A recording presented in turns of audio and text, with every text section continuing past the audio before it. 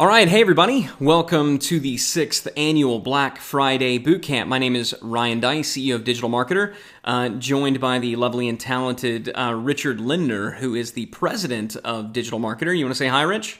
Hey guys, lovely and talented. Both of them, yeah. Wow. You're kind of a big deal. That's big. Yeah. So we're really excited that you're here. Appreciate you sharing your Friday with us, especially those of you who are in the States who we know could be spending time with friends and family on this holiday time. And just everyone, thank you for being here and a part of this really important event. I'm going to tell you in just a little bit why it's so important and so near and dear to our hearts. But, also kind of a cool little bonus. Didn't talk about this, but I have a big announcement that I'm going to be making at the end. Going to give you guys a little bit of an insight into one of our next big projects. And you're going to hear it here first as kind of a reward for being on here. But another reason why I'm so happy that you're here is just because of the topic of this particular Black Friday Bootcamp. I mean, the topic is building for scale, right? How $100 million companies happen. And so I want to say, to you who have taken the time to be on this, kudos for one, thinking big, but also two, for recognizing the importance of operations and of a lot of these things. I know, we were talking yesterday, Rich, about there was, a nice guy, a nice gentleman in our DM Engage group who was kind of like, previous Black Friday Bootcamp topics seem really, interesting, and I've been on those, but this one doesn't seem very interesting to me. I'm still just a one-man show, so I'm going to pass on this one. I remember we were kind of a little taken aback by that a little bit. Yeah, it's tough to respond to that without coming off as sounding arrogant or snarky, but really, I mean, scale is about moving past being a one-man show. Right. And it's, yes, they all have been tactic heavy in the past, but I mean, he's a Digital Marketer Lab member. He has tactics. Right. The last thing that this, and if he's been on past Black Friday Bootcamps, I mean, wow, you've been at this for a few years and you're still a one-man show. It's fine if you want to be a one-man show. I understand that there are a lot of folks out there who have no desire to grow an organization beyond themselves. And believe me, if that's where you are still in the right place, because a lot of things that we're going to talk about, even if you never plan on hiring a single employee, even if you never plan on growing, to $100 million, still the things that we're going to talk about are what are going to give you the efficiency and the scale that you need. But for those of you who if you feel like you are stuck, right, you do want to grow and you feel like you are stuck, again, kudos to you for being here and not for thinking, oh, well, that's not for me because I'm not there yet. The reason you're not there yet perhaps is because you don't know how to do yet some of the things that we're going to talk about. So anyway, just wanted to encourage you and reward you on that and just let you know that you're in the right place. So with that said, you want to dive any other kind of housekeeping items, stuff like that we need to talk about, Rich? No, I don't think so. Let's get in and get to work. Cool. So let's dive in. First things first, and I guess this is still of the housekeeping variety. One of the biggest questions that we get, I know we're already getting this question, is number one, are you recording? The answer is yes, we are recording. So if there's a turkey emergency or something like that and you need to bounce off, feel free. Another big question we get is, can I get your notes? Can I get the handouts or your slides? And yes, we have already uploaded those and made those available to you via the bit.lys. So at bit.ly/BFBC 2015-notes, that's Black Friday Bootcamp 2015 notes. You can download the very handouts that I'm going to be going through here. So if you want to download those now and follow along and take notes, I think you'd be very wise to do that. But again, notes are available, and yes, we are recording this, so we'll make those available to you after the fact. If for whatever reason you have to hop off, but please, like the turkey emergency that you referenced a few moments ago, whatever that may entail. You never know. Everybody does. I mean, turkey emergencies happen. All right. I mean, at this point, you're probably heating it up. So, I'm not here to judge people and what they do. Hopefully, with their turkeys. no traumatic turkey emergency will happen during the course of this 6th annual Black Friday Bootcamp. I don't know where the turkey emergency came from. I need you to stop judging me. Anyway, so whatever the case may be, I do hope that you stay around, stick with us, and go through it, because I know that for me, when I'm going through things live and in real time, that's when I'm really taking the best notes going through. And I'm listening to a recording, it's good, but it's best when I'm hearing it in real time. So I'd encourage you to stick with us. That said, I want to take just a couple of minutes to acknowledge the charities that we're supporting, really to thank you. This is a picture of us and the digital marketer team that we took last year after being able to donate $100,000 total to these charities, $50,000 for each charity, and we are again supporting these same charities because we really just are passionate about the work that they are doing. Both charities are supporting children's cancer research and really kids going through children who are currently battling cancer. So Jackson's Frog Foundation is a charity that helps kids who are currently going through cancer treatment. If you know anything about it, and this is not to knock the doctors and nurses, but just the treatment process isn't a lot of fun, and you're in these hospitals, and it's a scary process, and they're oftentimes very cold and very clinical. And so Jackson's Frog Foundation, which was actually started by a boy named Jackson, who tragically lost his battle with cancer. Jackson, when he was going through this terrible ordeal, his main concern was for the other kids, and he's like, they don't even have any toys to play with, and they're so cold, and so Jackson, while he was going through this horrible ordeal, decided to start this foundation to raise money to buy blankets and toys for kids going through treatment, and his mom still carries on this foundation in Jackson's honor, and it's one that we're thrilled to support. Another childhood cancer charity that we're supporting is Battle for a Cure, and they really are about just what the name would suggest, finding a cure for children's cancer. So they're all about children's cancer research, and there's lots of wonderful organizations like Make-A-Wish comes to mind. Make-A-Wish is all about granting wishes for these kids who are, for the most part, terminal, who are going to die from cancer. Make-A-Wish is there to grant their wish and to allow them to have, some amazing times with their family and their loved ones before they pass. And we applaud their efforts, but it's amazing and a little bit frustrating how little of all the money that goes into cancer research, how small a percentage is devoted specifically to children's cancer research and curing children's cancer. And so Battle for a Cure is trying to change that, and that's what they're all about. So we love these two organizations because one of them is there for the kids who are currently battling cancer, and the other is there trying to make sure that fewer kids ever have to battle cancer. So it's really helping on both sides, and that's why we're so appreciative for everyone who's on this, who donated, and I think the number, I think at least 50% of the people who are on chose to pay extra, round up to $10. Yeah, it was just over 50%. So just to reiterate, thank you. Yeah, thank you very much. This money means a lot to not only the people you see in this picture, but to children who are battling this terrible disease. Yeah, and for us, it really is a joy and a privilege to be able to, 1 week out of the year to say, hey, let's really focus our creative efforts and what we feel like we do best here at Digital Marketer, which is, showing you guys what works, opening the kimono and showing you guys what works, but let's do it for someone else. And we don't yet know how much we've raised for this year. Donations are still coming in, and we're going to allow people to purchase the replays, but we're pretty confident that we're going to be right where we were last year, if not above that. Even if that means Digital Marketer makes a significant matching donation like we did last year. Another person that I do want to point out is the lady that you see just to the left of me in that picture. I guess if you're looking at me to my right, she's a very, very, very special person who's a personal friend of Richard, and was really the person that introduced us to these charities. And she's someone who herself, when all this was going down, herself was battling brain cancer, and tragically just this year lost her battle with cancer as well. And so, Rich, if you could just say just a couple words about Kelsey and kind of what she meant, and why we're really dedicating this Black Friday Bootcamp to her. Yeah, so Kelsey, on top of being just an amazing person and having ties to the two organizations that we're working with, actually introduced us to them in one of the periods where she was in kind of the heat of the battle with her fight with cancer.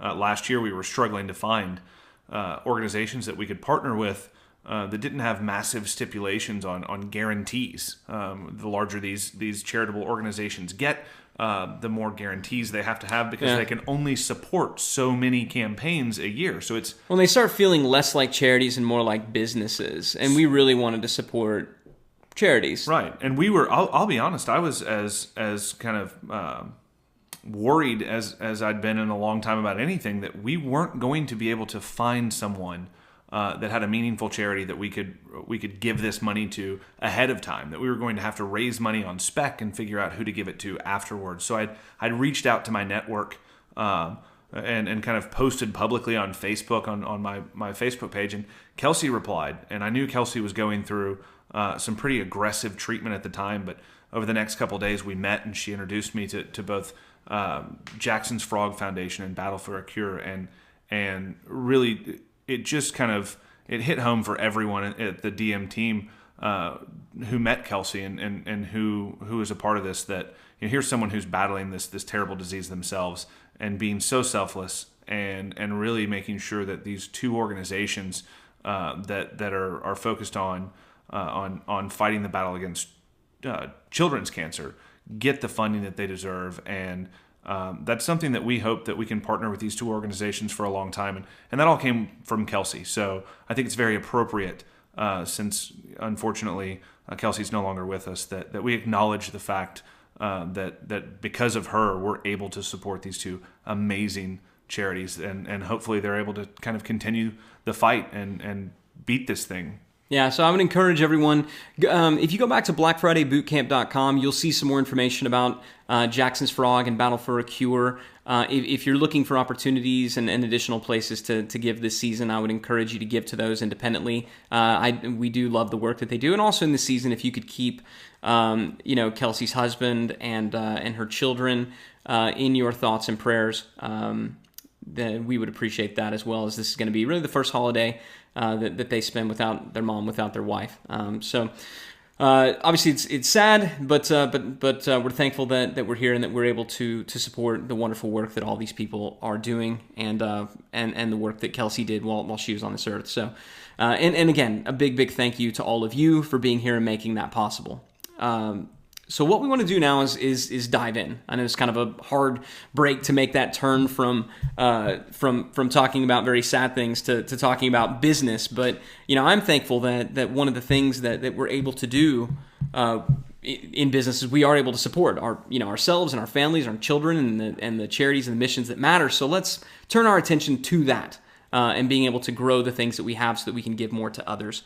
So just to kind of bring you up to speed with where really digital marketer, native commerce, and all of our companies are to date. Because if you're not aware of this, digital marketer is not the only thing that we do. I often talk about one of the things that sets us apart at Digital Marketer is we actually make more money doing marketing than we do talking about marketing. So we have literally dozens of companies that we own in our portfolio that we run, and sometimes we're able to talk about them. A lot of times we don't. But we look at those companies, if we look at our company collectively and all these companies combined, where we sit today is 191 employees. We're adding approximately 13,000 customers a week. We're shipping. A lot of people don't realize this. We sell a lot of physical products. We're in the e-commerce space as well. So we're shipping between 5,000 and 12,000 packages per day. We're actually DHL, which is one of our top shipping vendors. We're one of their companies to watch in 2016 because we're just shipping so many packages. And it's important to understand that one of those companies is actually the fulfillment house and the pick, pack, and ship that facilitates all of those. So yep. Yep. So we handle all that stuff internally. We have approximately 1 billion email subscribers across all of our different lists. We have a 10,000 square foot warehouse that we just moved into, and kind of as soon as we get moved in, we've already realized that we're going to outgrow it. So we're opening another warehouse space in Los Angeles and likely Houston. And we're also kind of keeping our eyes and ears open and maybe considering pursuing a round of funding. But to date, we've been able to scale this company to a fairly large, place. I don't like to talk about revenue numbers as openly as some people do. That's one of the things that we keep private. But we're marching towards that $100 million company revenue goal, and we've been able to do that so far without taking outside funding, without having to go out there and raise a bunch of capital. And much of that is due in large part to the things that we're talking about today. Okay, so just kind of keep that in mind. Now, the first thing I want to talk about are the stages of growth, right? The really 4 stages of growth that companies go through, and put that in the context of maybe where you are today, where you're headed, and what you can expect. All right. Now, these 4 stages of growth, they've been talked about in a lot of different books. I've read a number of business books that talk about the different stages of growth, and they all kind of tend to agree on the stages that are here, really the 0 to $1 million, the $1 million to $10 million, the $10 million to $50 million, and the $50 million, to $100 million and above, right? Those being kind of those stages of growth that each small business is going to go through. But the place where I felt like they were talked about most clearly and where it resonated the most to me was in the book Ready, Fire, Aim by Michael Masterson. This is a book that I reread every single year, and it's a book that I would highly recommend that you read. So in thinking about the different stages of growth and what you can expect, infancy is when, that 0 to $1 million a year in revenue, or the 1 to 7 employee range. This is when you're just getting started. This is when the business is still very small. It's very manageable. You don't have a lot of bureaucracy yet. And at the infancy stage, it's all about figuring out, how can I get that first profitable sale, right? And we see it all the time. It's such a joy to see, DM Lab members post in the DM Engage group. Finally, I spent $100, this week on Facebook traffic, and I made $200 in sales, right? That is the mission. That is the goal of a stage 1 company. And really the business is fairly simple. You don't have a lot of employee issues. You don't have a lot of systems issues. It's simple. And a lot of companies stay here because they like it, and they like that simplicity. Now, growing to the next level, from the $1 million to $10 million, now you're going to need to start adding new employees. You're going to need to start adding some systems to manage that growth. And this is when things start to get a little more complicated. This is when you, frankly, need to have more products. Most companies that are doing over $1 million a year have more than one profit center in their company. And so now things are starting to get a little more complex. Then when you move into the adolescent phase, this is when you're truly in no man's land. Just like adolescence in real life, right? I don't know how that was for you, Rich, or for, it's a breeze. If you're listening, right? It's the awkward time.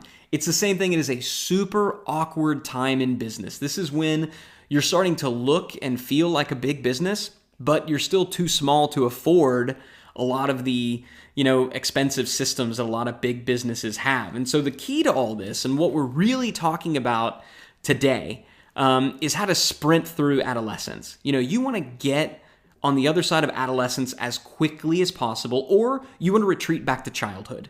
There's adults that are like this, like they didn't really handle adulthood particularly well, and so they just never grew up, right? We all, I think, know people like this, very immature people. And there's a lot of businesses that decide, I'm not going to grow to that next level. It's getting complicated. It's getting scary. And that's okay. That's okay. Still having these systems in place that we're going to talk about today are incredibly important, because that's what's going to give you more freedom, even if you don't leave the childhood phase. But I'll tell you, lingering as an adolescent is not an option. You either need to retreat back to childhood, or you need to sprint to adulthood. And in adulthood, funny enough, when you do grow beyond the $50 million level, then it's all about, okay, how can we get to be entrepreneurial again, right? How do we not become this bureaucracy that eventually crumbles under its own weight, right? How do we not become, boring adults just waiting to die, right? That's the key to adulthood. And again, what we're going to talk about today on this particular training is going to help you stay quick and nimble, even as you scale into adulthood. So keep these stages in mind, and depending on where you are, you might be looking at it going, yes, I get it. That makes a lot of sense. But keep these different stages in mind as you grow. And also, again, I recommend reading Ready, Fire, Aim. Another book that's worth reading is a book called No Man's Land that really is about that kind of $10 to $50 million range. What to do when your company is too big to be small, but too small to be big. And again, I would commend you to reading this book even before you're reaching No Man's Land. It will make your small company, even if it's in its infancy, even if you're just getting started. So many times when I remember I was going through and reading this book, I'm wishing, I wish I would have known this when I was first getting started. If you're first getting started, you have the opportunity to know this stuff now when you're first getting started, so you don't say the thing that I just said just now, right? So read the dang book, all right? It really is good. And I'll tell you, in reading both of those books, at the time that I read them, we were already kind of in that second phase and really scaring the heck out of moving on. And it was very frustrating. I mean, everything seemed to be breaking, and it was tough to stay positive or to think that, the sky wasn't falling. Yeah. And in reading these books and realizing that's normal. The things that you're going through right now are normal. Here's what you should expect, and here's how to get past them. One, just knowing that from a normal business and normal phases and growth, it's what's supposed to be happening. And you can get through it. Right. I mean, that's the other thing to keep in mind. You don't have to go out there and hire a bunch of Wharton MBAs. You don't have to bring in some seasoned CEO to take over your company because you just can't do it. No. We're going to talk more about this. That's the last thing in the world that you want to do when you're making the jump from infancy to childhood, and when you're making the jump, when you're hanging out in no man's land. You're the one that needs to power through that time. Only you can do it. And not only are those books going to help, but what we're talking about here, and really what I've set out to do in this training, is to distill down the points that helped me the most to really lead the company through that time period. And just to be clear, because we're diving in right now, what I have for you is about a 1-day course on scale and operations that I'm cramming into, hopefully an hour and a half, 2 hours, so we can leave time for questions. So I am going to be moving really, really, really quickly. We're going to do our best to answer all the questions that we can. I know Rich is going to be watching that. We're going to have members of the digital marketer team watching that. We're going to do our best to answer all the questions. If we don't get to yours immediately, please don't freak out. Please don't continue asking it again and again and again. I promise we see it. Oftentimes, Rich is writing those down, is going to answer it when we get to the Q&A phase. Also, feel free to tweet at us at Digital Marketer. You'll see the Twitter name and a hashtag, hashtag BFBC 2015. We'll try to answer your question that way. And the other promise that I'll make, if we just can't get to it for Digital Marketer Lab members, maybe we can do an office hours. I can come on to an office hours and talk about some of this stuff as well. That sounds great. Cool. So with all that stuff out of the way, let's dive in. I want to talk about the 5 big areas of scale and growth where you can really, operationally, where you can have the biggest impact on your business. The first one of the 5 is in your vision and your mission. Now, this sounds a little bit hokey and a little bit corny. And if you'd have asked me 2 years ago, what's your company's mission statement? I would have said, our mission statement is just to make some freaking money so we can eat, right? Screw a mission statement. That's what big dumb companies do when, they've run out of things to spend money on, right? They go and hire an expensive consultant to craft a mission statement for them. And I realize now how completely wrong I was in that idea. How completely and utterly wrong. And when I realized it really was about 18 months ago, I remember, Molly Pittman walked up to me and, things were going well at Digital Marketer. And if you don't know who Molly is, Molly's our VP of marketing and had been with the company for a number of years at that point, rose all the way up from the ranks of an intern to vice president of marketing in a fairly short period of time. And so Molly is someone who I respect very much. And when Molly talks, I listen. And so things were going well, unlike, the previous couple of years, right? We were finally getting our footing and things were going pretty well.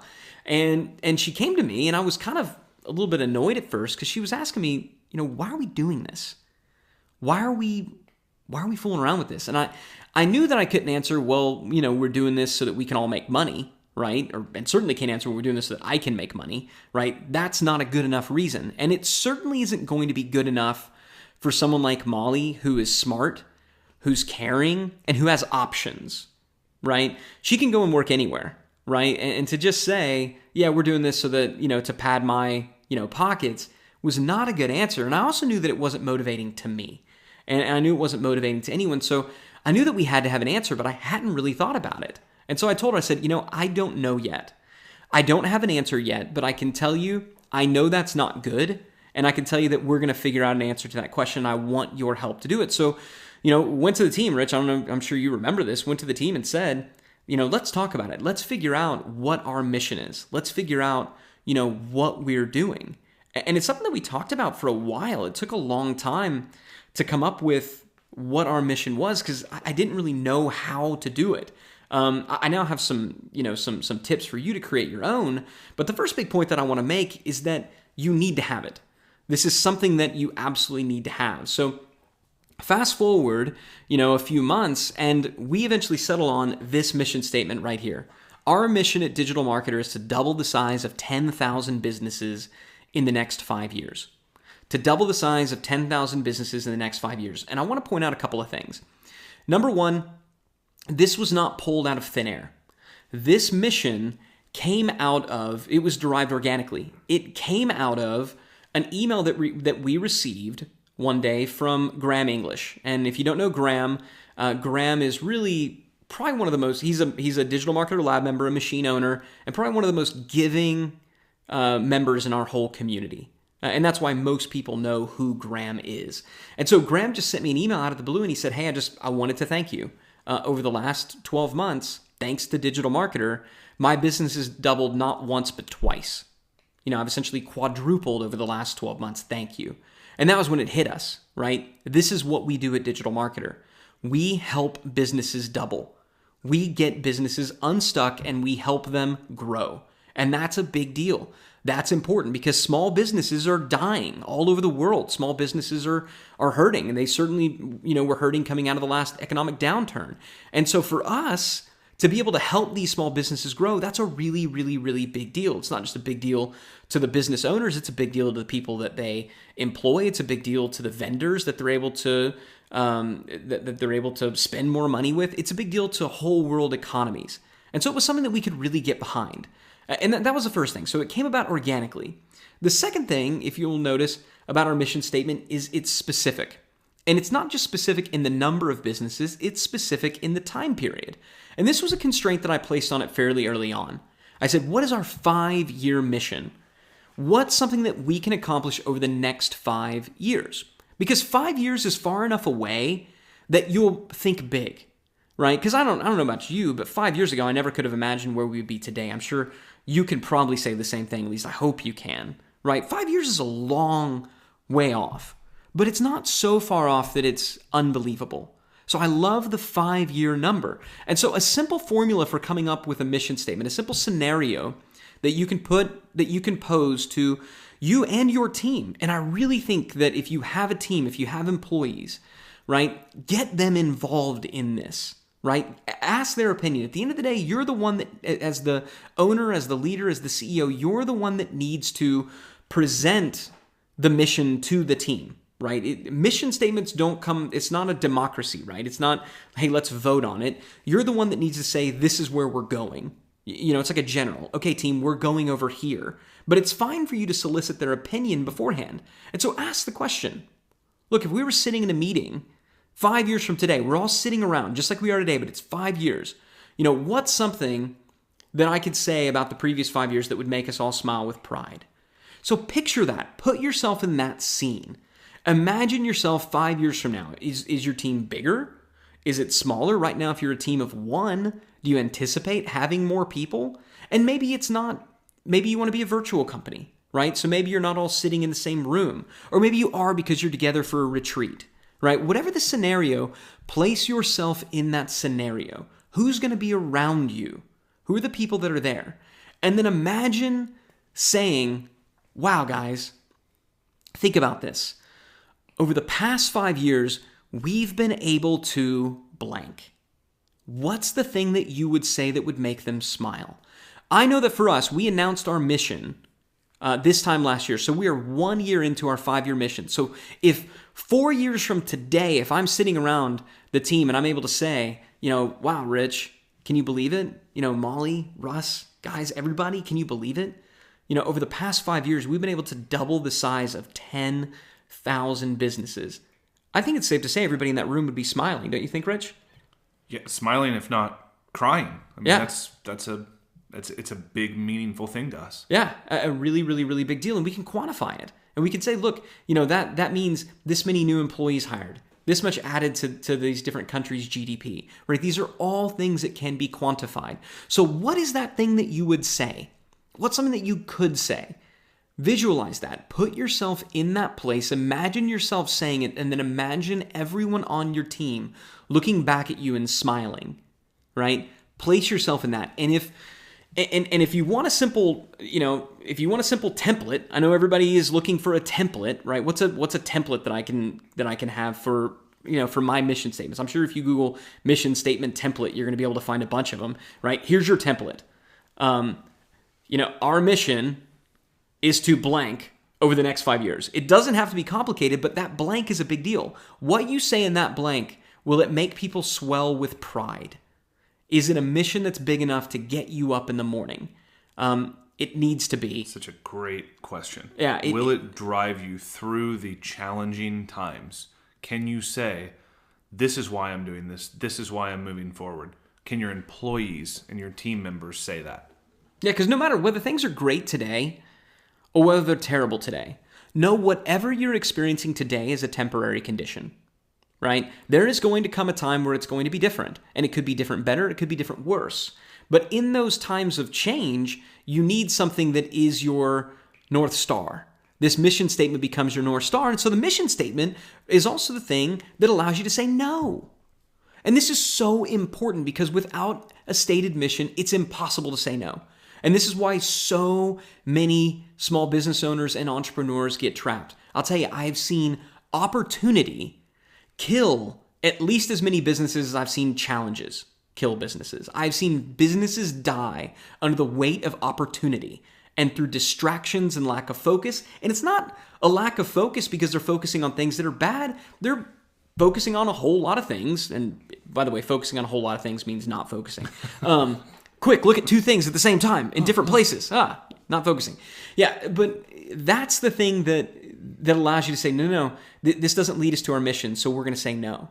And we had to do that, right? I mean, you remember those times. We've had to do that several times, and it's a question that our team is allowed to ask. If something it seems out of place or it doesn't fit, our team is allowed to say, guys, how does this fit in with our mission? How does this new initiative, this new opportunity that we're going to devote resources and we're going to allocate, an investment of some sort of capital, how does that move us further towards? And they don't say it in a negative or condescending way.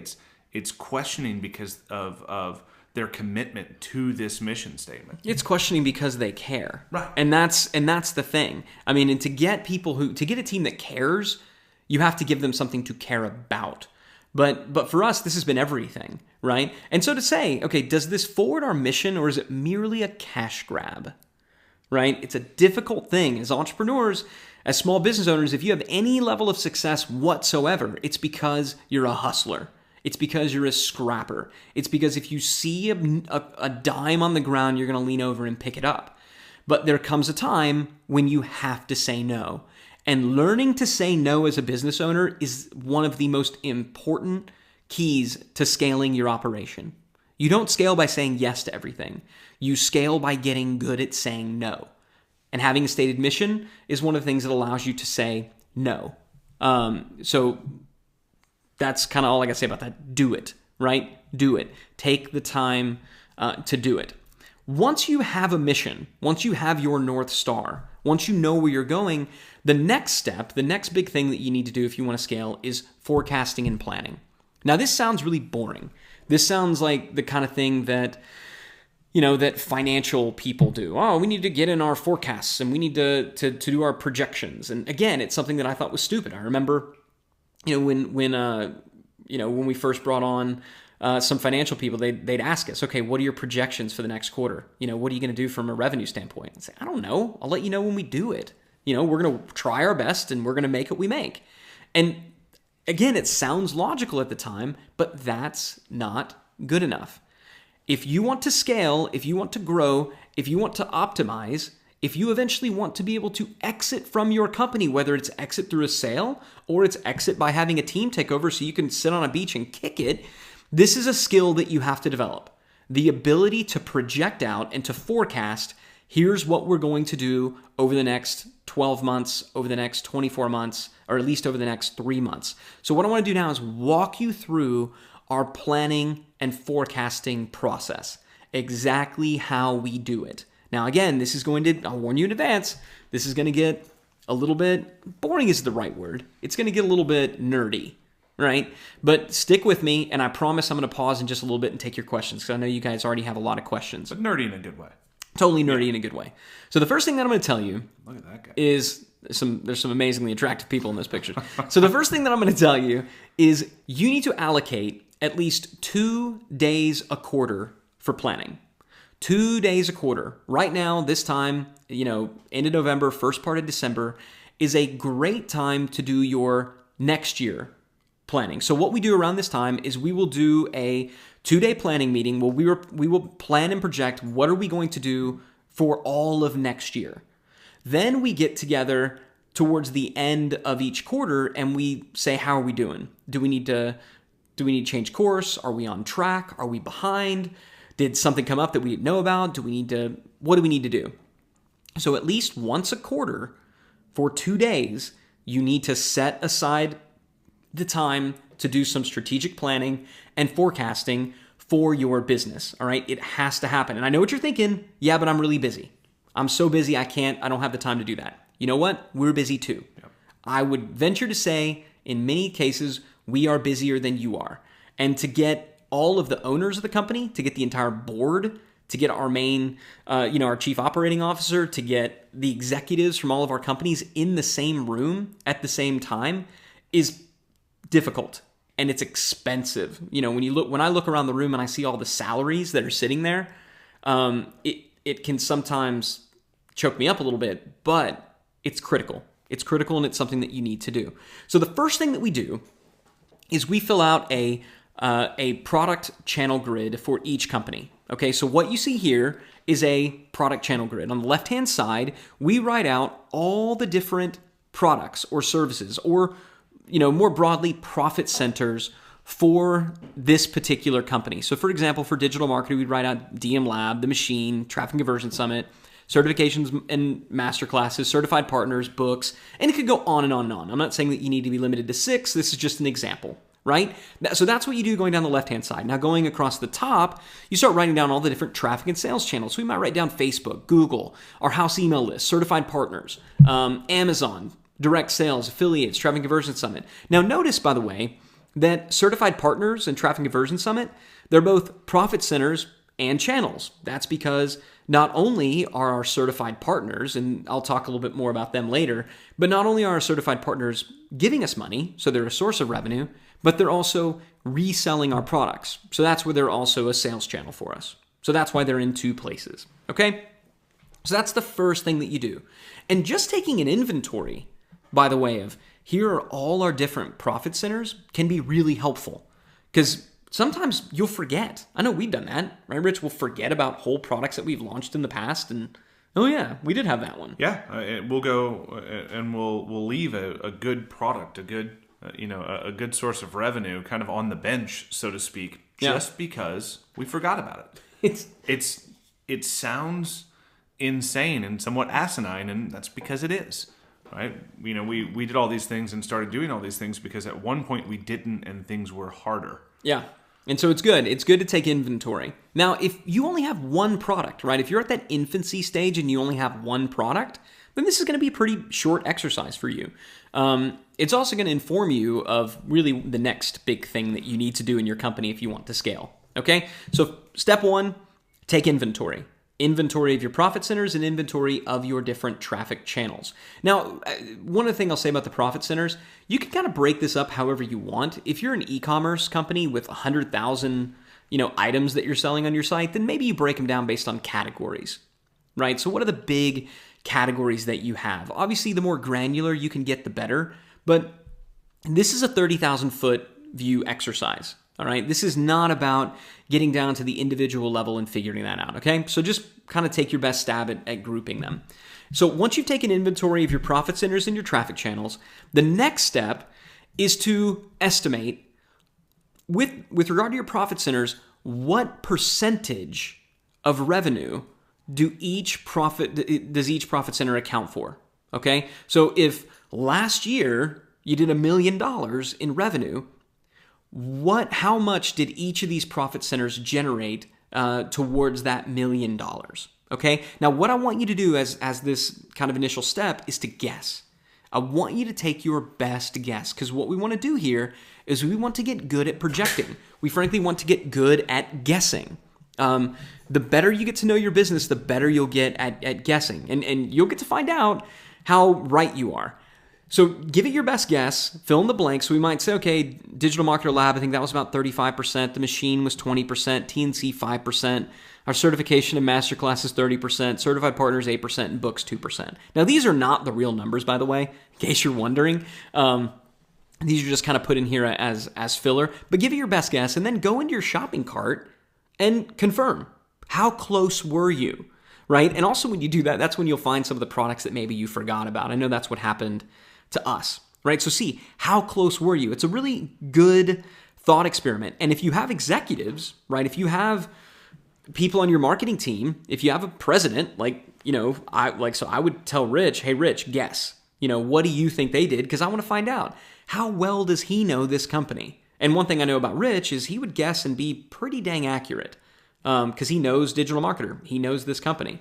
So it's a good kind of little casual test to put your executives through too if you have them. Okay, so step one, take an inventory of your profit center and your traffic channels. Step two is to break down your revenue on a percentage of total revenue. Got it?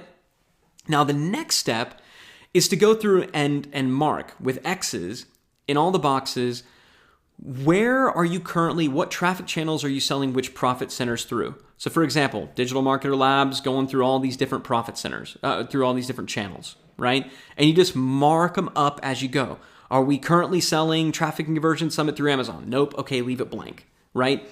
X where you're selling it through, blank where you're not. And what you will hopefully see, which you see right here with ours, is a lot of X's. A lot of X's. Where you don't see a bunch of X's, okay, we need to diversify, right? We got to get these things spread out. So now, once you put those through, the next thing to do is to go back and consider, with regard to the traffic channels, what traffic channel contributes to what percentage of sales for each product. All right. So I know that's kind of confusing. So what we would go in is we'd say with the machine, for example, all right, what percentage of machine sales came through Facebook, right? So Facebook has an X. So what percentage of machine sales came through Facebook? And in this case, let's say it's 20%.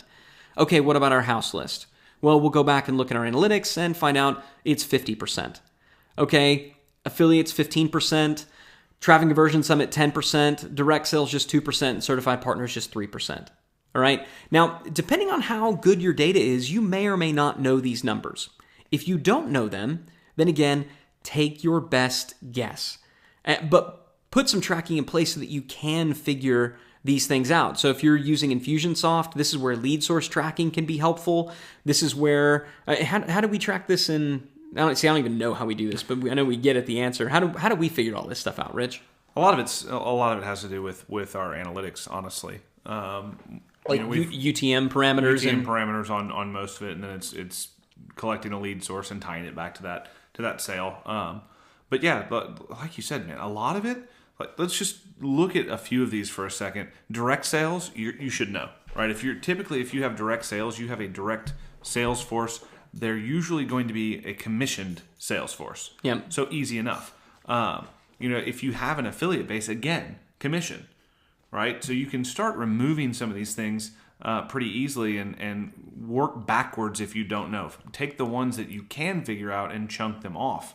And it gets hard. And I know some people like, yeah, but what if somebody originally clicked through Facebook, but then they were sold, through a house list? So where you give credit is admittedly, it can be a little bit subjective, but, just think about it. Like, ask the questions and try to divide it up. And the other thing to point out, we're not trying to get down to like the 10th% or anything like that, right?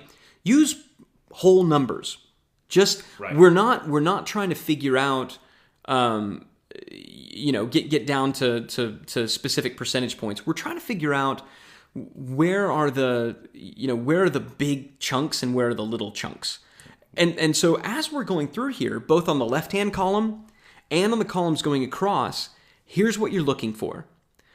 If you see a percentage, and this is going for your profit centers and through the traffic channels, if you see a percentage that is between 50% and 80%, that's an area of concern, right? If you have more than 50% of your revenue being generated by a single profit center, or more than 50% of your revenue for a particular product being generated by a single traffic channel, that's a slight area for concern. If it's more than 80%, that's when it may be time to panic, right? If it's 80%, that's a really scary thing, because what that means is if you lose that product or you lose that traffic channel, you lose your business. Many businesses can drop by 50% in a day and still survive. It's going to be painful. You're going to probably have to lay some people off. You're probably eating ramen noodles, but you can survive. If you lose 80% quickly, you're probably out of business. That's it. You're probably gone. So the reason that we're doing this is we're taking inventory. This is what allows us to look at and say, number one, okay, our certified partners are only responsible for 3%. There's a lot of growth potential there. Our house list, not so much. So as we move into the next year or the next quarter, let's not focus so much on growing the revenue for this particular profit center through our house list. We don't necessarily need to do much better than that. Now, certified partners, what initiatives could we put towards that? You're going to see in a little bit why that becomes important. So where you see a very small percentage, right? 5% or less, or 10% or less, that's an opportunity for optimization. Where you see that 5 and 10%, that's a place where you can look at and say, okay, I bet that can be bigger. I bet we can get more out of that. Where it's 50%, you're probably doing a great job. Where it's 80%, you need to focus elsewhere, right? You're getting, even if you can get more from that, it's worth spending the time for the sake of diversification, focusing elsewhere. So this tells you, and this gives you a picture. And so the reason that we took inventory first, right? That was kind of the first thing we did. What do we got? What are we working with? Now we're saying, okay, where should our focus be over the next year and over the next quarter? It needs to be in making the small numbers bigger, right? Or in the case of Profit Center, if you only have 1 or 2, then it's almost impossible for it to be lower than 50%. So now you say, okay, we need to focus on adding additional profit centers, right? That's a way that we can get diversification. How can we add additional profit centers? Or how can we add additional traffic channels?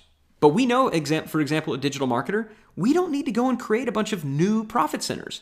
And a lot of businesses do this. Oh, we need more products. We need the new. No. You need to focus on selling what you got.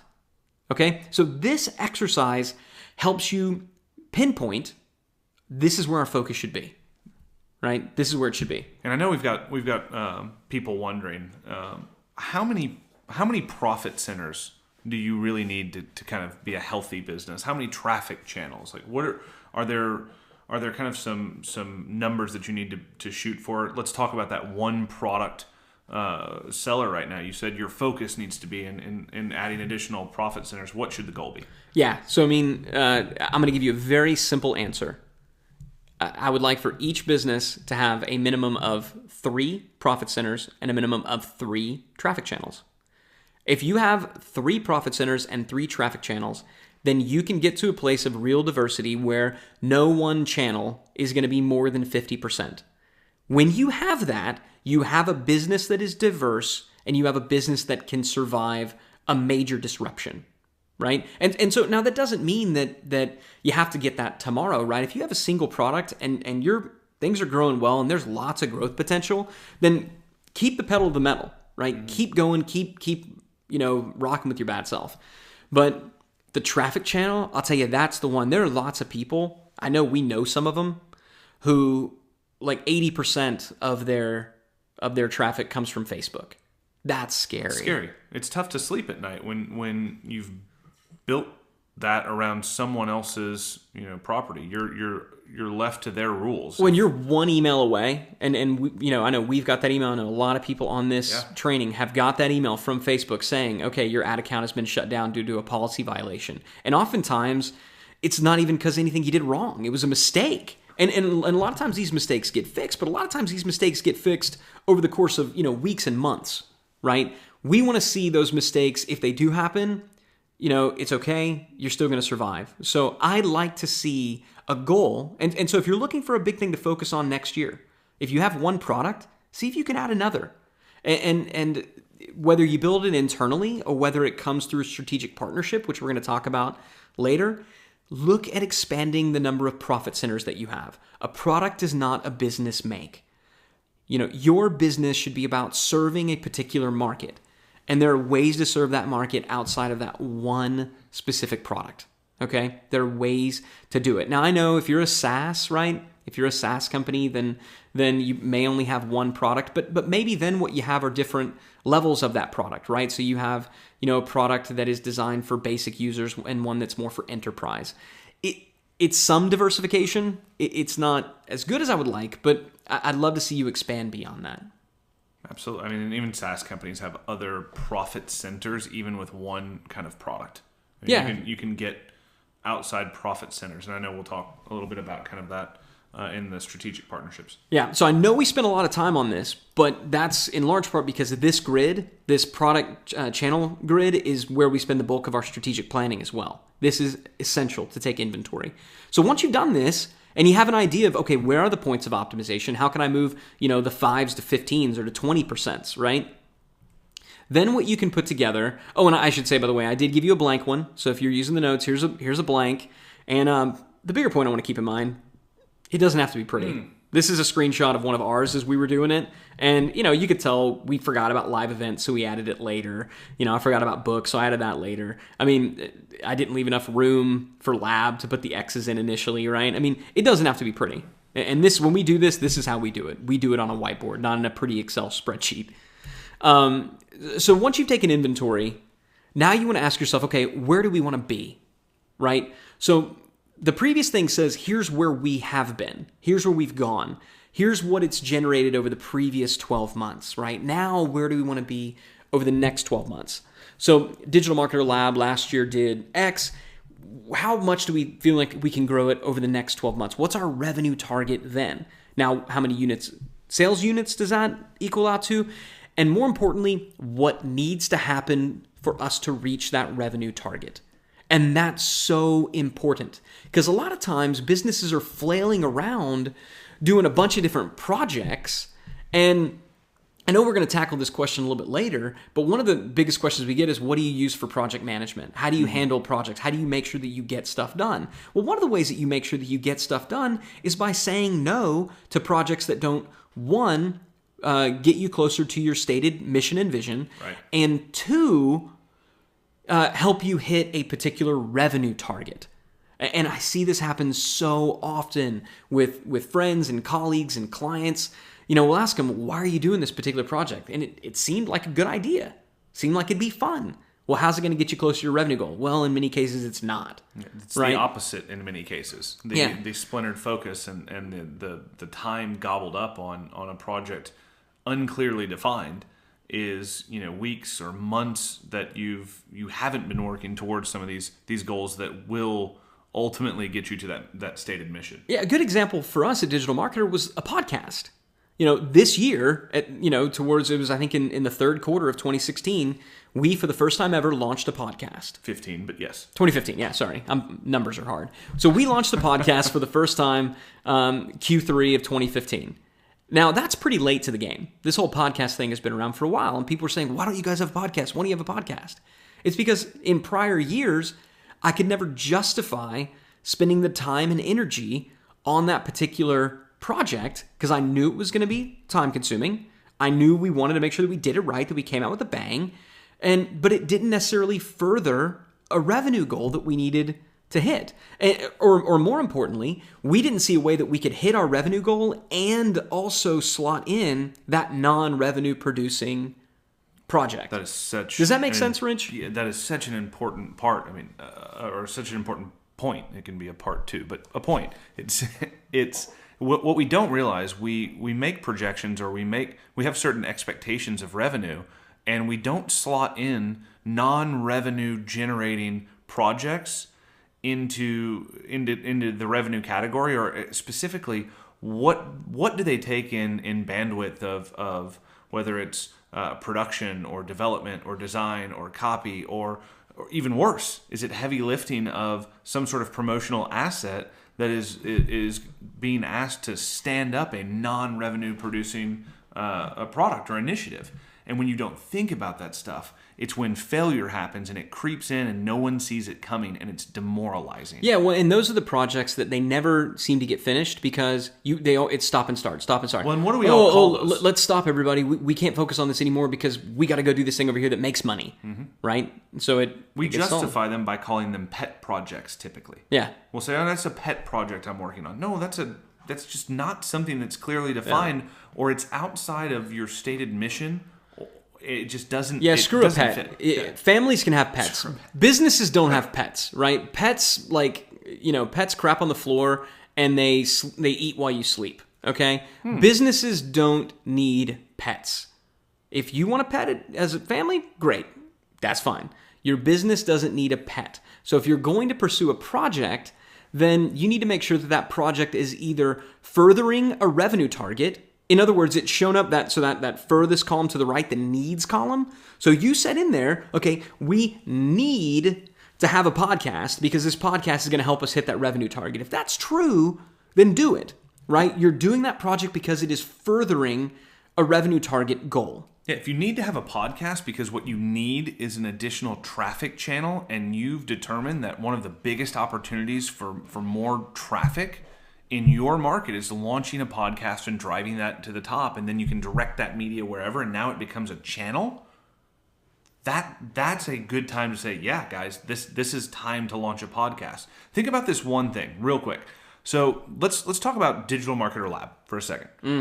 If we're looking at Profit Center 1 being Digital Marketer Lab, we're looking at a revenue target that's, let's say, double what it was in 2015 for 2016. We look at the unit sales required. We're like, yeah, okay, cool. But then we look back and we see, wow, we've checked pretty much every available profit or every available traffic channel, right? And looking at the percentages, there's really no 5s or 10s or 15s, but we're expecting this channel to grow. That's another place I see a massive failure point for most businesses. You've somewhat optimized that. Unless there's going to be some major acquisition of an additional channel, it's not going to double. You're asking too much. And then you're going to put focus into fundamentally making the impossible happen. Yeah, but that's why you will, in the needs column, you'll go back here and you'll look and you'll say, okay, well, so what we need to do if we're going to grow this is, let's look at the machine. So we want to grow sales. Okay, so what we need to do is we really need to give our certified partners more collateral so that they can sell that, right? We need to scale up our direct sales team. Those are big things that we need to do. And maybe what we also put in there is add, because if you notice there's no X in Google, we say we want to add Google as a channel. So those looking at this product channel grid, that is what would inform the needs in the right-hand column. But the biggest thing I can tell you is if you are working on a project right now that is not furthering a revenue target objective, stop it. It doesn't mean that you can't pick it up later, but stop doing it. So the way that we typically do this is we start off with a goal. How much revenue do we want to generate over the next 12 months? What is our goal? And we typically start off with the goal of doubling. Right? If you want a good goal, make the goal of your company to double in revenue over the next 12 months. It's achievable, but it's real hard. Most businesses can't pull it off. Smaller businesses often can. So if you want kind of a good our place where we start from, we double. Then we go and we start looking at the profit centers. And just like Rich said, we say, okay, this is how much we did last year. How much do we think we could grow that? Can we double it? I don't know if we can double it. That's where you're going in and looking at all the different areas where you can optimize, add different channels. Can we double it? No, we can't double this one. What about this one over here? Oh, this one, we can 10x this one. So then you go and you add up all the revenue targets after you've made all your assumptions and you find out, is it realistic to double next year? Or if adding everything up, do you only increase by 50% or 80%? Or if after adding everything up, could you triple, right? So that's typically what we do. And then we'll kind of have a little bit of a reality check. Okay, how do we feel about all these additional things? All these needs that we now have in this column, can we truly do all of them? Maybe we look at it and say, okay, we can't both onboard, and roll out a totally new sales team, and also open up a facility in Australia, just hypothetically speaking. We can't do both of those. So we're going to need to adjust one of these things. Which one do we want to focus on? So this is where you get to ask those questions. And this is where you get to determine your needs and what you want to do from a revenue target perspective. But now when you're done with this, you have a sense, what is our goal? What are we going to achieve over the next 12 months? When we're sitting here next year, how much revenue have we generated? That is your goal, and that's what we accomplish in this particular exercise. Now that we've done this, it's time to work. And the other thing you want to do here is find out what you should cut that doesn't move to your goal. So, for example, when we were going through this, we realized that one of the things that we were going to launch a brand new profit center. We were going to launch something called Double Your Sales Club, right? Brand new profit center, brand new coaching club. And what we realized after we went through this is going to be an enormous amount of work, a ton of work. It's not really going to produce a ton of revenue in the first year. And there's no way that we can do this and do some of the other things that we need to do. So it's got to go. Mm-hmm. Right? So this is where you're going to decide what projects are you going to commit to and which ones are going to have to get backburnered. And maybe Double Your Sales Club happens next year. Maybe it happens in 2017. Maybe it never happens at all. Right? But we just know you can't always have your cake and eat it too. You don't want to have your eyes be so big that you can't finish what's on your plate, to use multiple food analogies. Never happened to me, by the way. Yeah. All right. So we've taken an inventory of everything we have. We've now projected out what are our revenue targets for the end of the year, and what do we need to get done to achieve those revenue targets. So what are the projects that we need to put in place? Now what we do is we plan out our marketing calendar, our promotional calendar. What are we going to roll out and when? What are the things that we're going to promote through all the channels that we have available to us? Through our house list, through Facebook, through affiliates, through wholesalers, running radio ads if you're maybe like a jewelry store, whatever it is. Direct mail pieces, doesn't matter. Doesn't matter. What are you going to promote and when that is going to allow you to hit your revenue targets for a month-to-month basis, all right? So the first thing that we're going to do is start with our 12-month revenue goals. Where do we want to be? We figured that out in the last one. Now we want to look out and say, okay, how are we going to get there, right? How much revenue are we going to hit in January, February, March, April, May? And we want to look at these and say, how much money do we think we're going to do in each of these months? And I'll tell you, if your goal is to do $12 million next year, it's probably not going to be done $1 million a month every single month. Yeah, it's not going to be this straight line growth. You're going to have some months that are better than others. And so that's what we're going to be able to work through here. So the first thing you want to do is slot holiday promotions. So what are certain holidays that as a business you really want to get after? So if you're, you used the example earlier, Rich, if you're a florist. Yeah, if you're a florist, you know that you're really keen in on Valentine's Day and probably Mother's Day. Yeah. And you might also slot in a promotion on Administrative Assistant Day or Boss's Day. But you're going to kind of pick. I know that these are not only busy seasons, but I know why they're busy seasons and they're dependent or they're caused by this holiday. So I know that half of February, specifically the first half of February, from a promotional kind of heavy lifting, that's taken, right? There's a day at which on February 15th, the dozen roses, those sales tank, right? Yep. That's over. So if I'm a florist, I'm looking at those 2 or 3 holidays saying, I know that I'm going to need to put a real promotional effort behind this. And you also know that those months, you should probably expect to do a little bit more. Maybe that month will be hopefully 50% over a normal month, right? And same kind of things. And most businesses are cyclical. Even if you think your business isn't cyclical, I can almost assure you that it is, right? If you're in the diet or weight loss space, first, December, January, that's your months. That's where you live. You need to make hay because the sun is shining. Yeah, you are all up in resolution time, right? So plan on hitting it hard those months and generating a significant chunk of your revenue, coming back again in swimsuit season, right? And this is going to vary. Obviously, folks who are in Australia, your winters and summers are different than they are for those of us in the States, but take all that into consideration. But I'll tell you, even digital marketer is cyclical. The past few, this was the first summer where we didn't totally freak out. Every other summer, we hit the freak out button because we thought just stuff stopped working. Something's broken. Something obviously is broken. Technology's broken. People don't like us anymore. Yeah. Our products aren't resonating. The voice is wrong. Yeah. We're yelling at our email providers, thinking that our deliverability is down. No, what happened is summer happened. People don't care about marketing and growing their business. They're kicking it with their families, and good for them. So when we projected out June, July, and August to be lower months. We fully expected those to be much, much, much lower months, whereas January, typically a great month, right? We know that January is really is a good month. We know that in April, we often do a product launch of some sort, so we can project out April to be a good month. Right? March, April. So you just want to make sure that you're going in, you're slotting your holiday promotions. You're also slotting your annual promotions.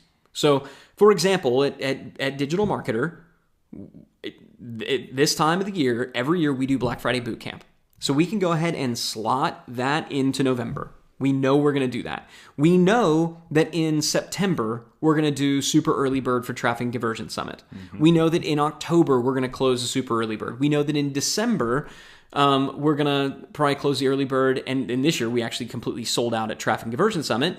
But, oftentimes in January, we're still promoting Traffic and Conversion Summit, right? We know that in April, we want to do a launch. We know that in September, we probably want to come back and do another launch. So these are these annual promotions that they've worked in the past. So why reinvent the wheel? Let's do it again. So think, and while you're doing this planning, what did you do over the past 12 months that worked? If it worked, do it again. If it didn't, do something else that month. And you're going to see a lot of these things that maybe you forgot about, like the hidden product. Oh yeah, this made us a couple $100,000. Forgot about that. But you'll start to see as you go back and because as Ryan said on the last sheet, guess, right? Guess what these made up for as a percentage of your revenue. But after you guess, you need to go in and actually find out. Yeah. Right? As you start to actually find out, then you might start to dissect down to the campaign level or the month level and say, oh, wow, the machine did a huge amount of the revenue that it produced in these 2 months. What happened? Right? Digital Marketer Lab produced large spikes in revenue in these months. What happened? Is that something we should repeat annually?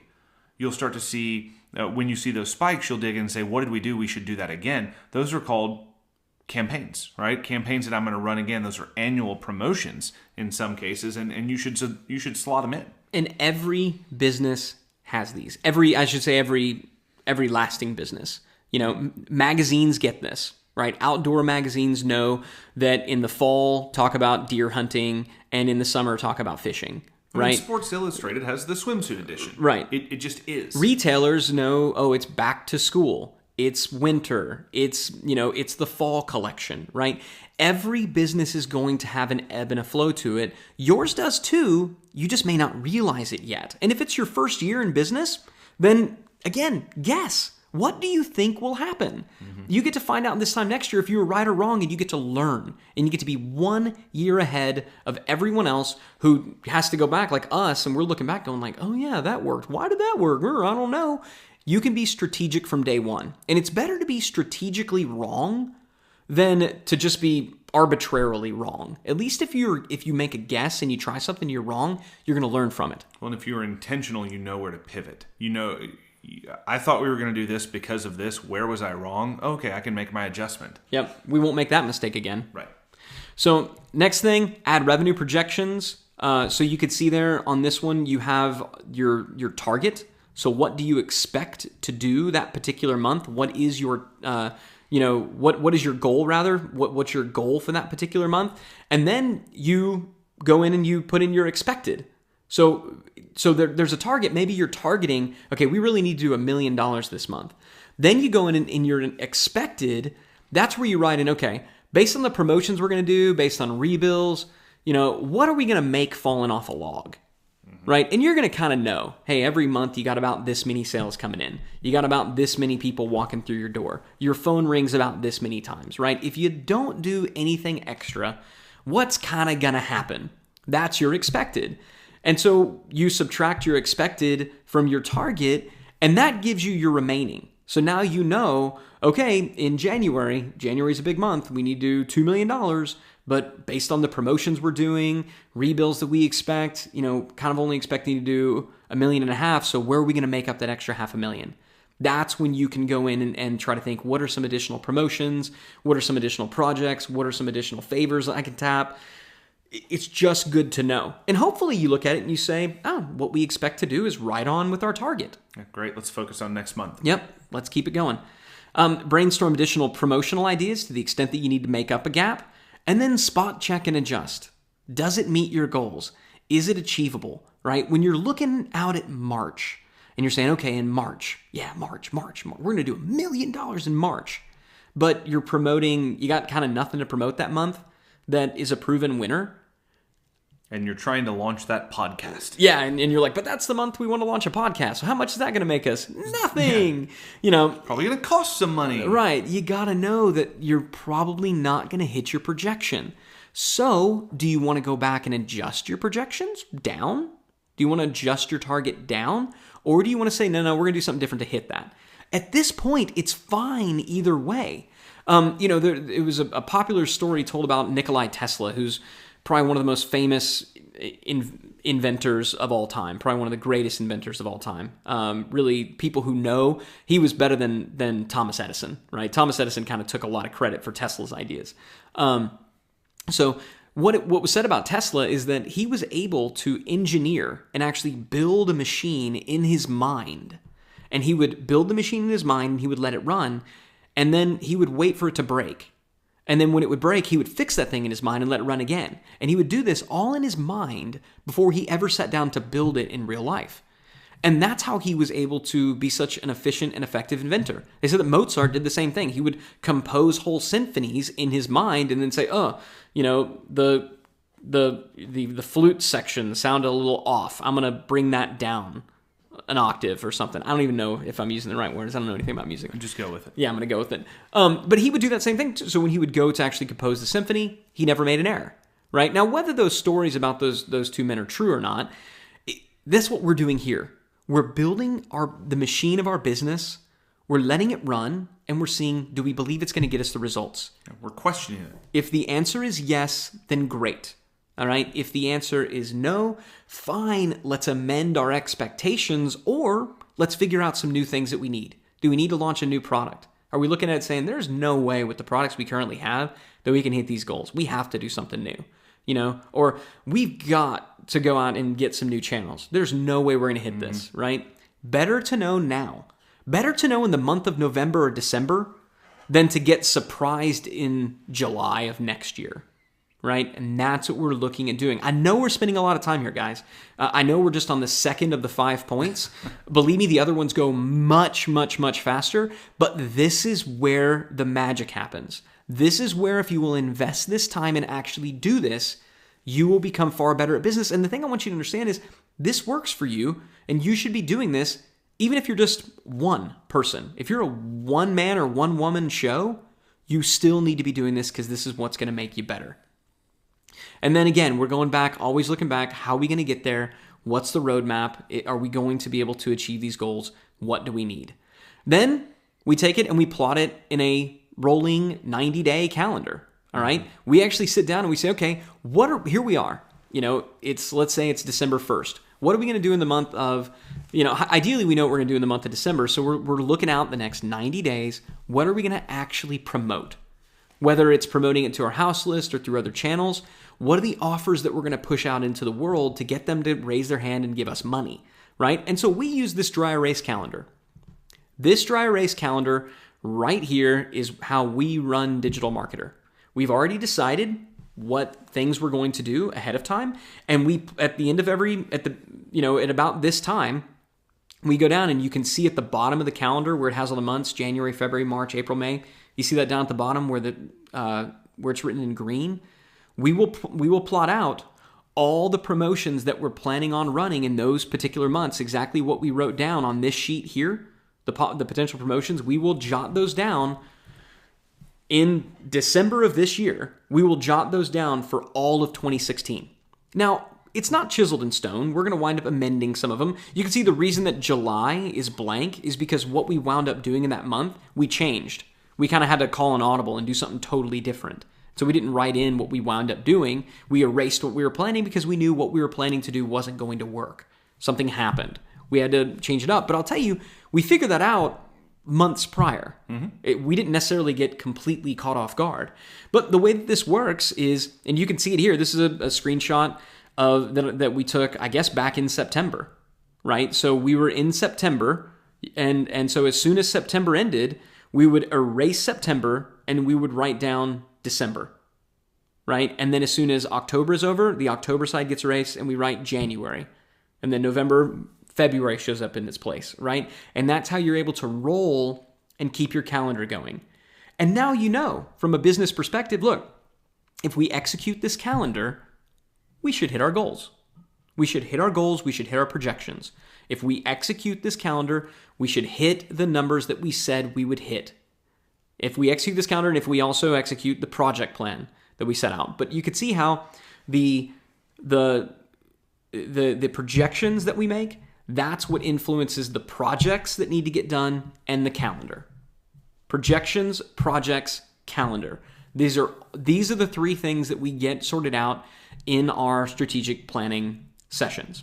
So I know that was really, really, really long. I'm sure that we have some questions. I'm gonna answer your questions in a little bit, but I want to answer a question that came in prior to this. One of our lab members asked that I feel like is really relevant to this. As a CEO and owner, which metrics should you track every single day?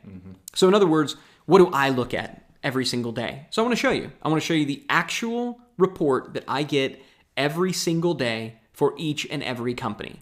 And here it is. It is a revenue budget report. And this is built in Excel by our financial CFO. And you can see there the top graph.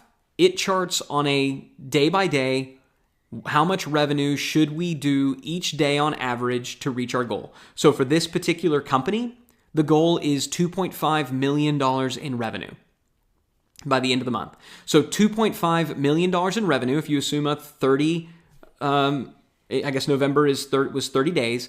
So 2.5 million divided by 30 is approximately $83,000. So every day, this company needs to generate $83,000 if it's going to hit that goal. So we plot out, how is it doing every day? And you can see the first 2 days of the month, it was below budget, 60,000. 45,000. Then we got back up. Then it got way up. And this is what happens. You'll have some days that are above the line, some days that are below the line. But the one that I'm most interested in is that bottom chart. It tracks it cumulatively. So it says, okay, day one, you need to do 83,000. Day two, you need to do 166,000, right? 83 times 2. Day 3, 83 times 3, right? And it tracks it cumulatively all the way up. And so this is what I look at. And so for me, my job is really, really simple. That bottom, I typically let it go about a week, right? I don't ask a lot of questions early on in the month. I'm not freaking out if we're below budget day 2 or day 3, but about day 7, day 8, if I see that we're below budget, I ask questions. I go to the leadership and I say, hey, I see that we're below the budget that we projected and that you agreed to. What's going on? And hopefully they say something like, oh yeah, no, it's fine. We're below budget because we have a big promotion kicking off, the second week of the month. So we're going to make it up. Great. Maybe it's, we're below budget because a promotion that we just didn't do as well as we thought. Okay, then let's adjust. Do you have a plan B? Do you expect to make it up by the end of the month? Yep, we're going to do this and this and this to make up the gap. Okay, great. Or no, we're not. We're going to miss. That's not ideal, but better to know than to be surprised. And better to know early. Yeah. Here, if you want to sum up having a mature business versus an immature business, a business that can scale versus a business that will break, where the wheels will fall off, it comes down to this one statement. So pay attention and write this down. If you can limit the number of surprises, then you will have a business that can scale, right? Simply not being surprised. And big, public companies get this, right? If they're going to miss their earnings estimate, as long as they say, hey, we're going to be a little bit down, the street doesn't freak out too much. It's when investors get surprised that there's a problem. So for this particular company, this was taken just a couple of days ago. I'll be honest, I'm asking questions. What's going on? Why are we were below, then we kind of scared it, and now we're tracking back below, and the gap between the blue line, and the blue line shows where we are this year, the gray line shows budget, so the blue line is where we are, and then the orange line is where we were last year. So I can see how we're doing in relation to last year, right? So I'm asking, I'm seeing the gap between the blue line and the gray line starting to expand. Now we're doing better than we were last year, so that's good. We're still growing year over year. I like to see that, but I'm still asking questions. What's going on? Now this company, on the other hand, I'm not asking any questions. I leave the leadership of this company alone. I don't talk to them. I don't focus on them. So I know we had a lot of questions. Ryan, how are you able to manage so many different companies, serving so many different markets? This is how. I wake up in the morning, I look at these charts, the companies that are below the line, I call. The companies that aren't, I don't bother them. I don't get in the weeds about how are particular landing pages converting and, how is this offer performing? I don't ask those questions, right? And that gets figured out at a lower level. Now, if you're a business of one, then you have to, a company of one, then you ask those questions and you look at these. But if you want to know how can you scale and get yourself out of the weeds, this is how you do it. And the only way that you will ever do it is if you start making projections. Otherwise, what's good? What's a win? So that was a whole lot of stuff, and I know we're pretty deep into this thing already. I think, gosh, we're almost an hour and a half in. Please know, again, don't freak out. We did warn them, though, I think this could go 3 hours. But just know we're not going to go 3 hours. The next couple points are much faster. With that said, so much of that's foundational. Yeah, you can't inform anything else if you don't know those things. Yeah. If you haven't decided the needs, you can't inform the projects. If everything else that we're doing is going to build upon this. And I'll tell you, I know a lot of the questions that people have, a lot of the questions that people are submitting, we're going to get to. But I did hone in on some really good questions that I don't believe that we're going to cover. So I'd like to ask if you're going to take a few. So let's do it. The first question that I think is a really solid question is, who should be involved in the planning sessions? Yeah, good question. So first of all, it should be the board of the company, and your company should have a board. Again, if you're a company of one, then I guess the board is just you. But I would recommend, even if you have a board of advisors where they don't necessarily own equity, I would recommend bringing in some people that you trust. A minimum of 3 people. 3-person board is great. And 5 is also good. I would not expand beyond that until you get into the, more of a adolescence or adulthood. Then maybe you need to expand beyond a 5-person board. But, let's say you have a 3-person board. It should be them. And so that's the owner of the company, plus key executives. So who is going to be responsible for carrying out the projects and for executing on the things that get decided there? So it's the president of the company, the CEO. Maybe it's a director of marketing, but it's the people that you are going to hold accountable for achieving those revenue projections. Yeah, and I can tell you from being in several different roles throughout the growth of this company and some of the other ones that I've participated in, it's difficult to really fully buy in an executive level or even below that when goals are handed to you. Here's what we're going to do. Here's what I'm going to hold you accountable for. That doesn't mean that you as the owner, CEO, or executive should not ultimately say, no, here are our goals. Yeah. But you need to get some level of buy-in. Otherwise, there's less emotional tie, right? It's not failing if I didn't agree to them somewhat psychologically. So getting that buy-in and saying, oh yeah, we're going to hit that. You'd be amazed at what that does. Yeah. So I mean, say to your team, okay, we want to do $6 million. Maybe you did $3 million last year. Okay, we want to do $6 million. We want to double, right? And we see being able to grow these profit centers. How much growth potential do you see in this one? I don't know. We sold that one pretty hard. Like I'll be totally transparent. We sold the snot out of the machine this year. Mm-hmm. I don't see there being significant growth potential in the machine. I mean, if we can generate the same revenue from the machine that we generated in 2016 that we generated in 2015, I'll be happy. Yeah. And I know when I went to you and I asked you that question, hey man, how much more do you think you can get out of the machine? You're like, dude, not much. Yeah. I think we'll be doing good if we can generate the same amount. Same with TNC though. Yeah. I mean, there's some. Hey, TNC. We sell TNC out every year. We have a finite number of tickets. We've signed a contract for next year. We know how many seats we can sell. We know how many vendors we can put in there. Unless we can come up with some other thing to sell at TNC or a way to sell it, we know. Yeah, that's maxed out. There's probably not even a 15 or 20% growth to be had in that profit center. And that's okay. Yeah, that's okay. And so I remember looking at it and the original number when we were talking about certification sales.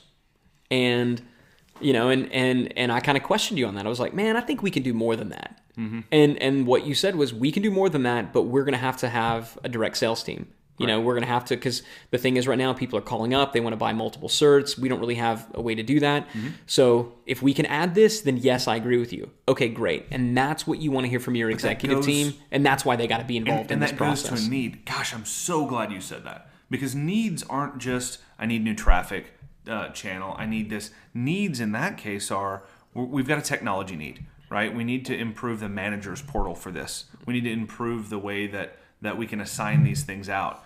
So that's a technology need, right? That's an improvement on technology that we'll need to be able to scale that particular profit center. But on the other side, we need a direct sales force to be able to sell that particular profit center. So those are two needs. So now add on your initiatives or your projects. I need to build out this technology or improve upon it. But I also need to find, hire, and train a sales manager and allow them some resources to train a sales force. And also figuring out, okay, how long do we think that's going to take to do? Do we think we're going to have this in place by the end of January? No. What about into February? I don't know. We got TNC. That's going to be a little tough. Okay, by the end of March? Yeah, let's say we get that in by the end of March. If we can get it done sooner, great. Okay, by the end of March. What that means is we're not going to get the benefit of that until April at best. So you have to consider that when you're doing your projections. Yep. You can't just assume, again, I'll give you another real world example. This is not a hypothetical, real world example. We want to be able to generate more revenue from Digital Marketer Lab. Well, we know one of the best ways to do that, because frankly, you guys, our members, are asking for this, a multi-seat. Right? I want to be able to have multiple logins for members of my team, and I want to be able to assign out different execution plans to different members of my team. We also know that we could offer a higher level of lab at a higher price point, right? So these are all things. Now, the multi-seat, we know it would generate additional revenue from the members that we already have, but it also is going to require an additional technology build and rollout. Mm-hmm. Okay, so great. We think it's gonna, yes. So can we hit our goals with Lab? Can we double the revenue from Lab? Yes, we can, and we can do it because of this, new multi-seat thing that we're gonna put into place. Awesome. Well, that may be true, but if you think it's gonna take the first 6 months of the year to get that build, you're not gonna have the benefit of it. You've got to factor that in. So I know that was a long-winded answer, but hopefully people found those specifics helpful. I think that was worth it. And I'm right here. So yeah. Yeah. Didn't feel like it was a waste of your time? No, not at all. All right, good. So here's another question that I thought was great. And I want to bring it up because I know I noticed something in one of the pictures you shared that I think answers this, but I don't know if everyone else noticed it. Just a great question. Do you include R&D or new project testing in your strategic planning sessions? And if so, how does that work with the budget and projections? Yeah, so the answer is yes, but it comes from a place of I always want to maximize what we have before we make dramatic strides or investments in brand new things that, that we don't have. So, I mean, a digital marketer, we're always trying new things. We're always keeping our eyes and ears open. And fortunately, we get paid to try new stuff. Right. Even if it doesn't work, we can still report our failures to our list, and that's valuable. So, I think if you're like a pharmaceutical company, then you need to have an R&D team where their whole job is to go out there and look and try to come up with the next big breakthrough. Their job is to item. take drugs. Yeah, is that it? Yeah. Yeah. No, I mean, I will tell you, I see my mission. Like, one of the things I know people have asked is, what's my role? I think it is the role of the owner, the ownership, and the top level executives. They should be the ones trying the new things. One, because they should know the company and the market better than anybody else. But it's incredibly high leverage activity, and you don't want to muck up the workings of your team when they're supposed to just execute. Okay, here you go. This is working. Go and do this. Go crank these things out. You don't want to go to your team and say, hey guys, now let's try this totally new thing. No, you want to say, okay, I'm working on this little side project over here, and if it works, then we'll take it to the team. We will take it from prototype to proof of concept to control. Yep. Right. Prototype, we're responsible, or Ryan or the executive management team is responsible for prototyping and rapid prototyping. Then once we've achieved proof of concept, we can go from prototype to control. And once it's become a control, then it can be rolled out to the team and go into mass production. Yeah, but in most businesses, most small businesses, sub $50 million business, you're far better off to devote the vast majority of your time to optimizing and maximizing what you have, as opposed to chasing shiny objects. You need to do it, but that's a matter of just keeping your eyes and ears open, keeping your pulse in the market, talking to your customers, and finding out, wow, they want this. And then I really think the onus is on ownership, on the top level executives. Like you said, they do the prototyping. Yeah. They do the R&D. So I know there are a ton more questions, but I also know that we're going to answer most of them. Yeah, a lot of the questions have been about like sections. hiring, and that's what we're talking about next. So if you had a question about hiring systems, hang tight. Yeah, we're going to get to all that in just a second. Yeah, so I think that's it. I mean, I think that okay. The rest of them we're picking up pretty quickly in these next few sections. Okay, cool. So let's dive in and talk about how to build a world-class team. I know this is a question that we get all the time because, at Digital Marketer, our team is really on display. You guys see, and hear from Molly and Russ and Rich and Susie and Warren and Den. I mean, you guys see it because, again, Digital Marketer is all about transparency. What you don't see are all the team members that we have in all of our other companies that are just as brilliant and just as valuable, but the function of that business is not to be, as transparent. So we've been fortunate. We've been able to build really great teams. And so I want to kind of walk through just some of the big points.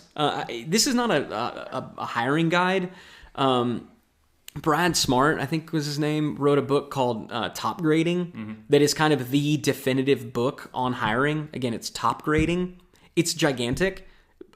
To be 100% candid with you guys, I never finished it. I've started a bunch of times. The thing's too freaking long.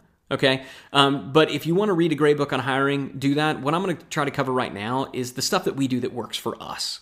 All right? I'm just talking about the stuff that we do that work. So the first big rule that we have when it comes to building a team is know the difference between hiring interns and hiring professionals, right?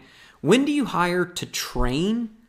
And when do you hire with the expectation of this person showing up day one, knowing what the heck they're doing?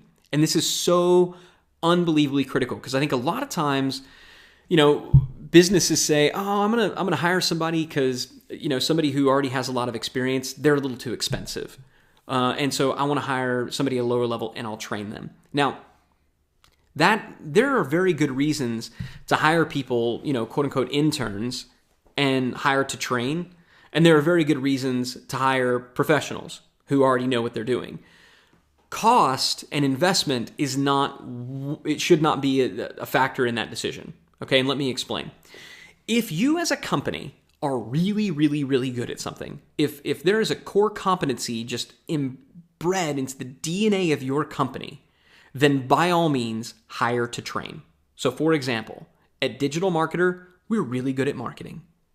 I have no desire, I have no interest to go and hire the person who is the director of marketing at some big company. I don't care how great they are. I really am not that interested in hiring that person because rightly or wrongly, I believe that we're still going to do it better. And I think that there's probably going to be some things that they do that I'm not going to like. So I would much rather, when it comes to hiring and building out a marketing team, hire people who are sharp, who clearly have a fair bit of give a damn, and then train them effectively. Right? Now, if you're going to make that call, then you have to make a commitment to training. And so the worst thing in the world that you can do is hire somebody as an intern and then tell them, okay, figure it out. It's cruel. You cannot do that. They will fail and it'll be your fault and they'll rightly blame you for it.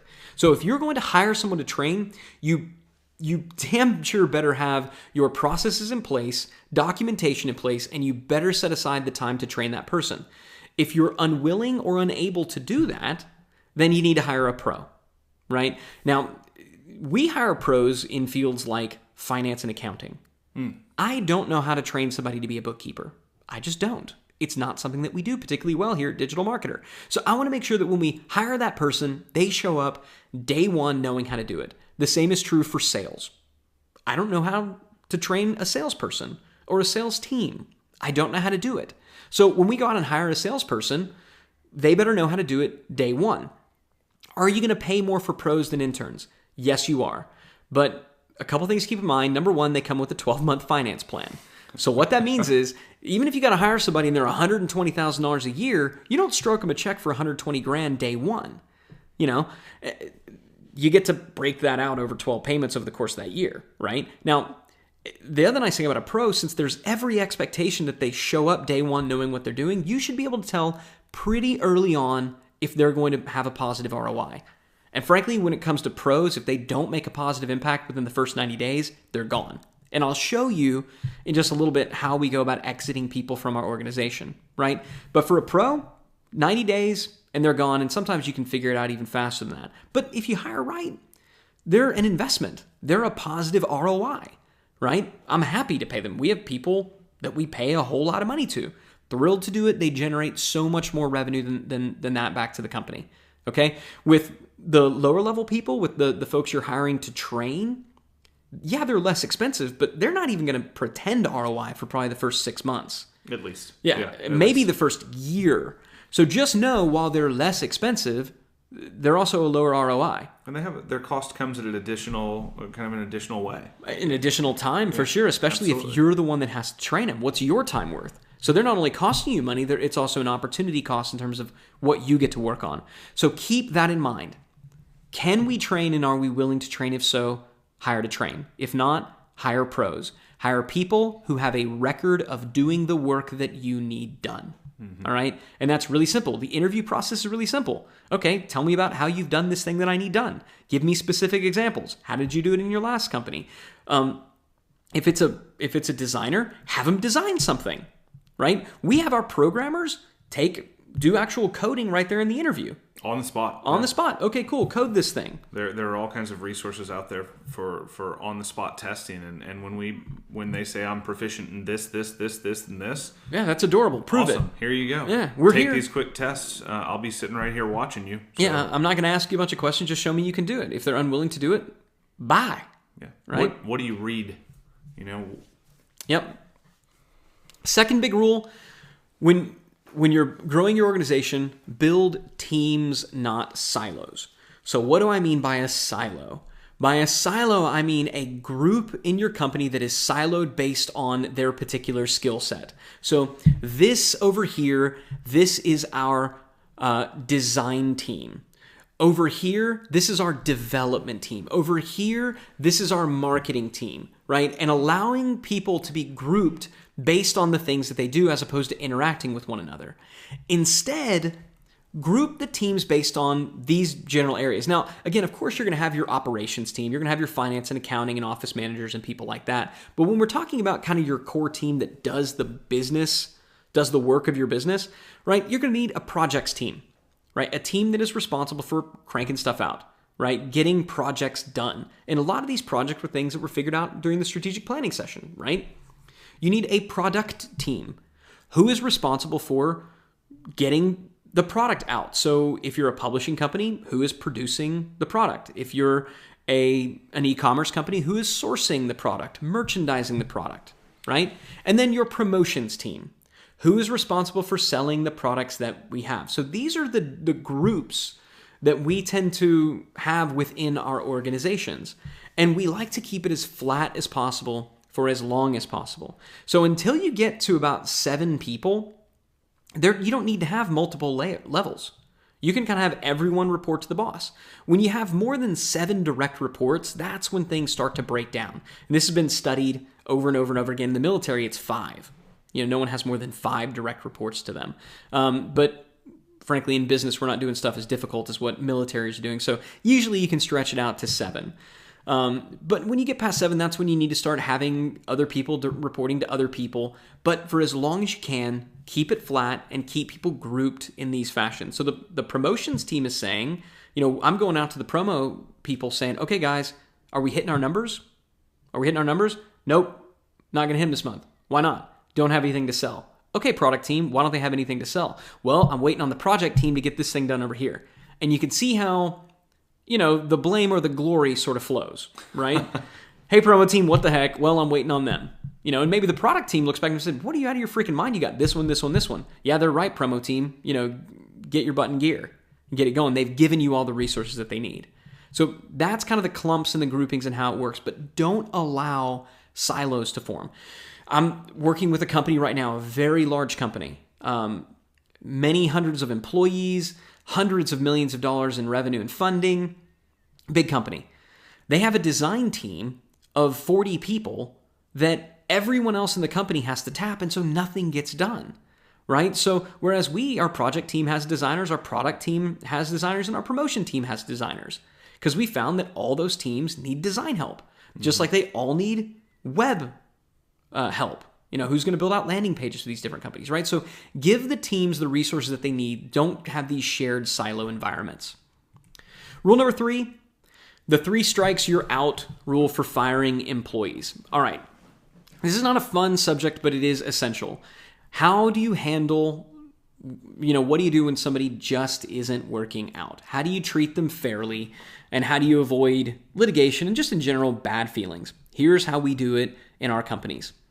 Strike number 1, if somebody messes up, they get an email notification, right? Now this is important because a lot of times people mess up and it wasn't their fault, right? So you're kind of looking at this like, hey, you messed up, you dropped the ball.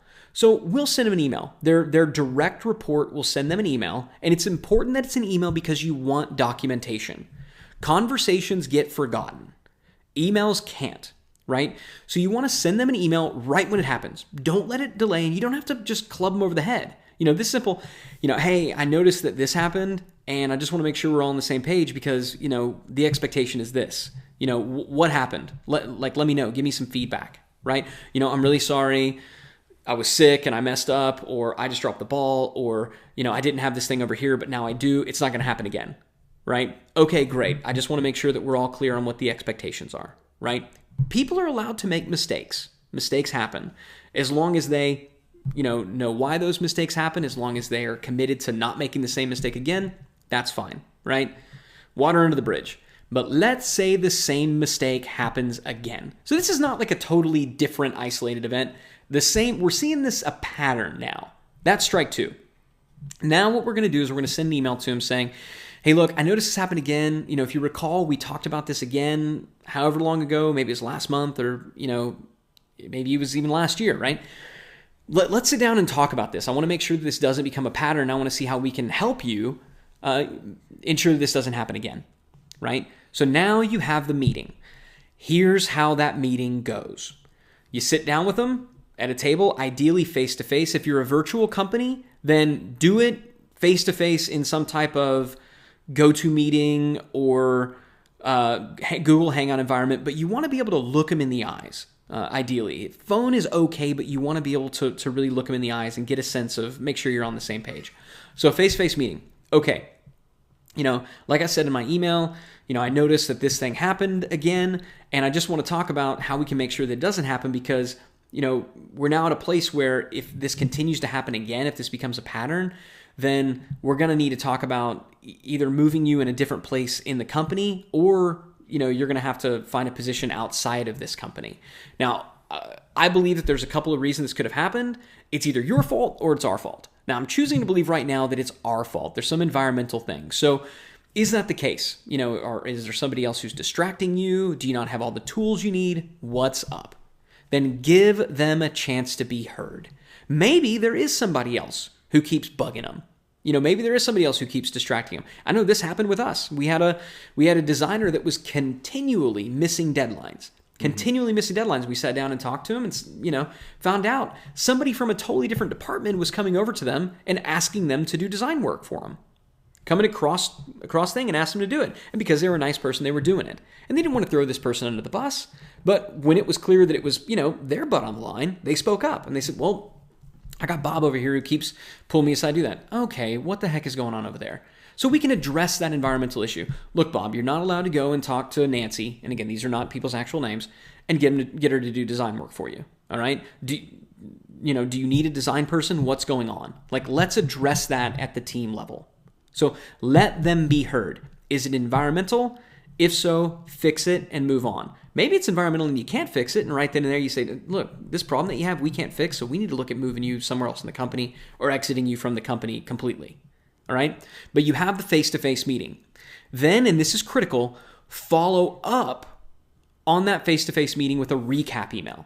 Okay? So, hey, again, thanks so much for meeting. I felt like it was really valuable for me. I learned a lot from it. We're going to put the following changes in place, and I just want to make sure that we're both on the same page.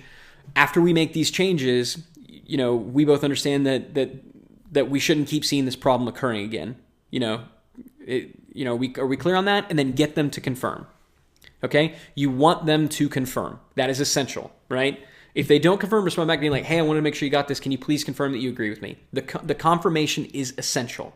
It's not only essential for legal and liability reasons, which are different from an HR perspective from state to state and country to country, but that's a biggie. It's just in making sure that someone saw it and that everyone's on the same page. Now, the reality is if it happens again after that, the person is terminated, right? And the termination is fairly simple. It's meeting with them. Hey, I'm really sorry, but this problem that we talked about, it happened again, and at this point, I feel like we've done everything we can. It's clear that this just isn't a fit. So your services are no longer required at this company. And they know. And almost always they know. And typically, and not what I'll say at that meeting after strike 2 is, look, if this continues to be a problem, I want you to come to me. Because if I have to come to you, I can tell you it's going to be a termination. Okay? If you come to me, then there's options.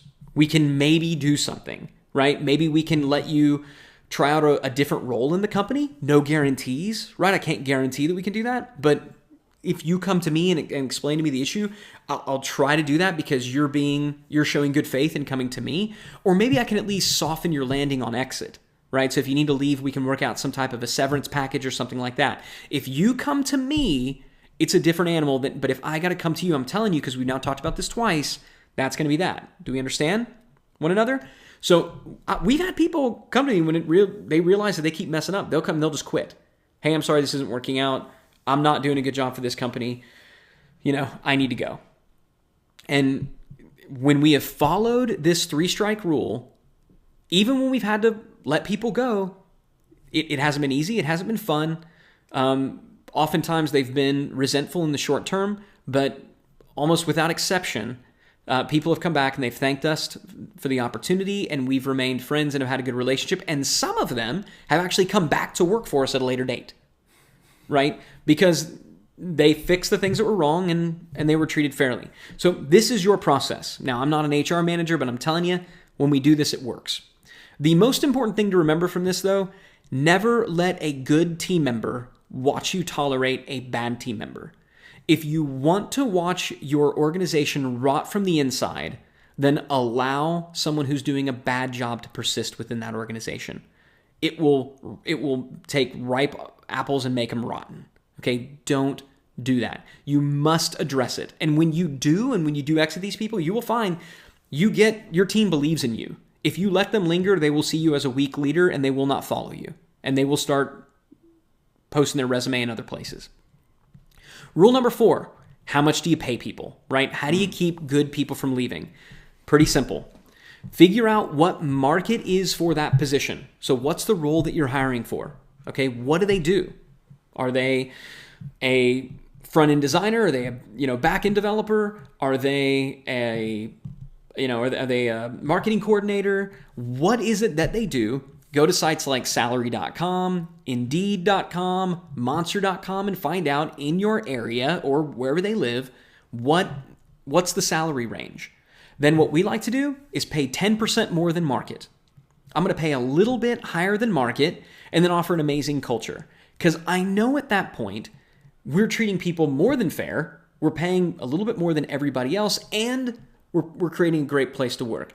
That's the key to low turnover, right? That is the key to low turnover, because if anybody ever gets curious and they look around, they're going to find out, I'm not going to really make any more money working somewhere else, and I really like working here. And if you're a growing entrepreneurial company, then they should never feel capped. They should always feel like, wow, I can grow with this company. And so you won't have a turnover issue. But that means, though, you got to have core values. Good people are not going to come and work for a company that doesn't have core values. And this also goes to termination, right? When we terminate someone, it's on the basis of our core values. We hire, train, and fire based on these core values. So if somebody's showing up late consistently, we don't go to them and say, look, you're late. We need to clock in and clock out at 9 o'clock. No, we don't do that. We say, look, you're letting your team down, and you're not allowed to do that. And so I don't believe that you can have a good culture and a good environment without core values, without these are the non-negotiables. And I know, this is where you spend a lot of your time talking to the team, right? Certainly new recruits. Yeah, so I participate for a minimum of 15 minutes in every job interview that happens at Digital Marketer. Now, in most cases, the things that I'm proficient in, the things that I excel in, the marketing-related tasks, we're not actively seeking positions there. We're hiring a lot of developers. We're hiring a lot of salespeople. Customer care. Things that I'm not necessarily an expert in, and I definitely can't judge the proficiency or talent level at the person sitting across the table. I can judge give a damn, which I care about quite a bit, but my main role in every job interview is to come in, to explain the company, kind of give a brief history of the company, where we came from, where we are now, where we're going, to really explain our mission statement. And I mean, to really hone in and make sure that they understand that this mission statement is a driving force in this company, and then to explain the core values.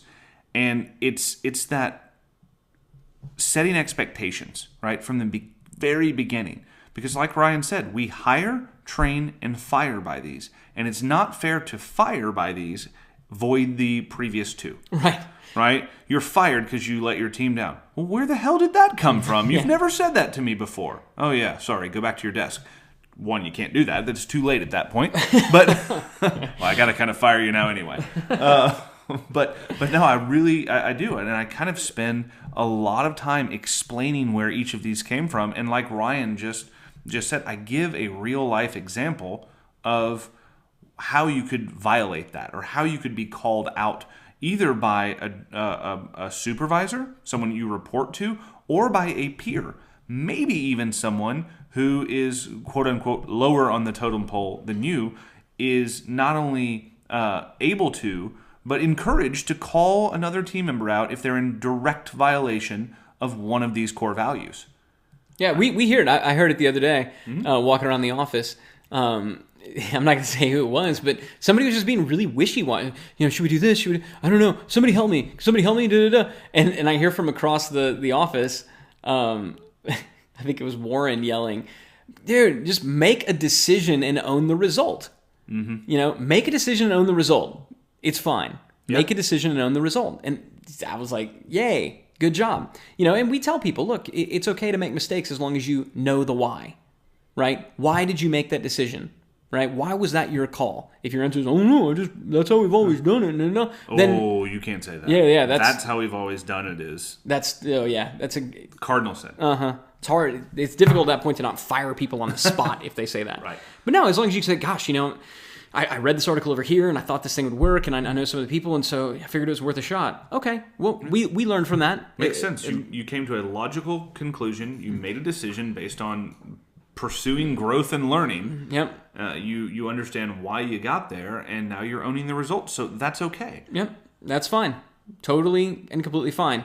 Continuing to screw up the same stuff over and over again, then you're not pursuing growth and learning.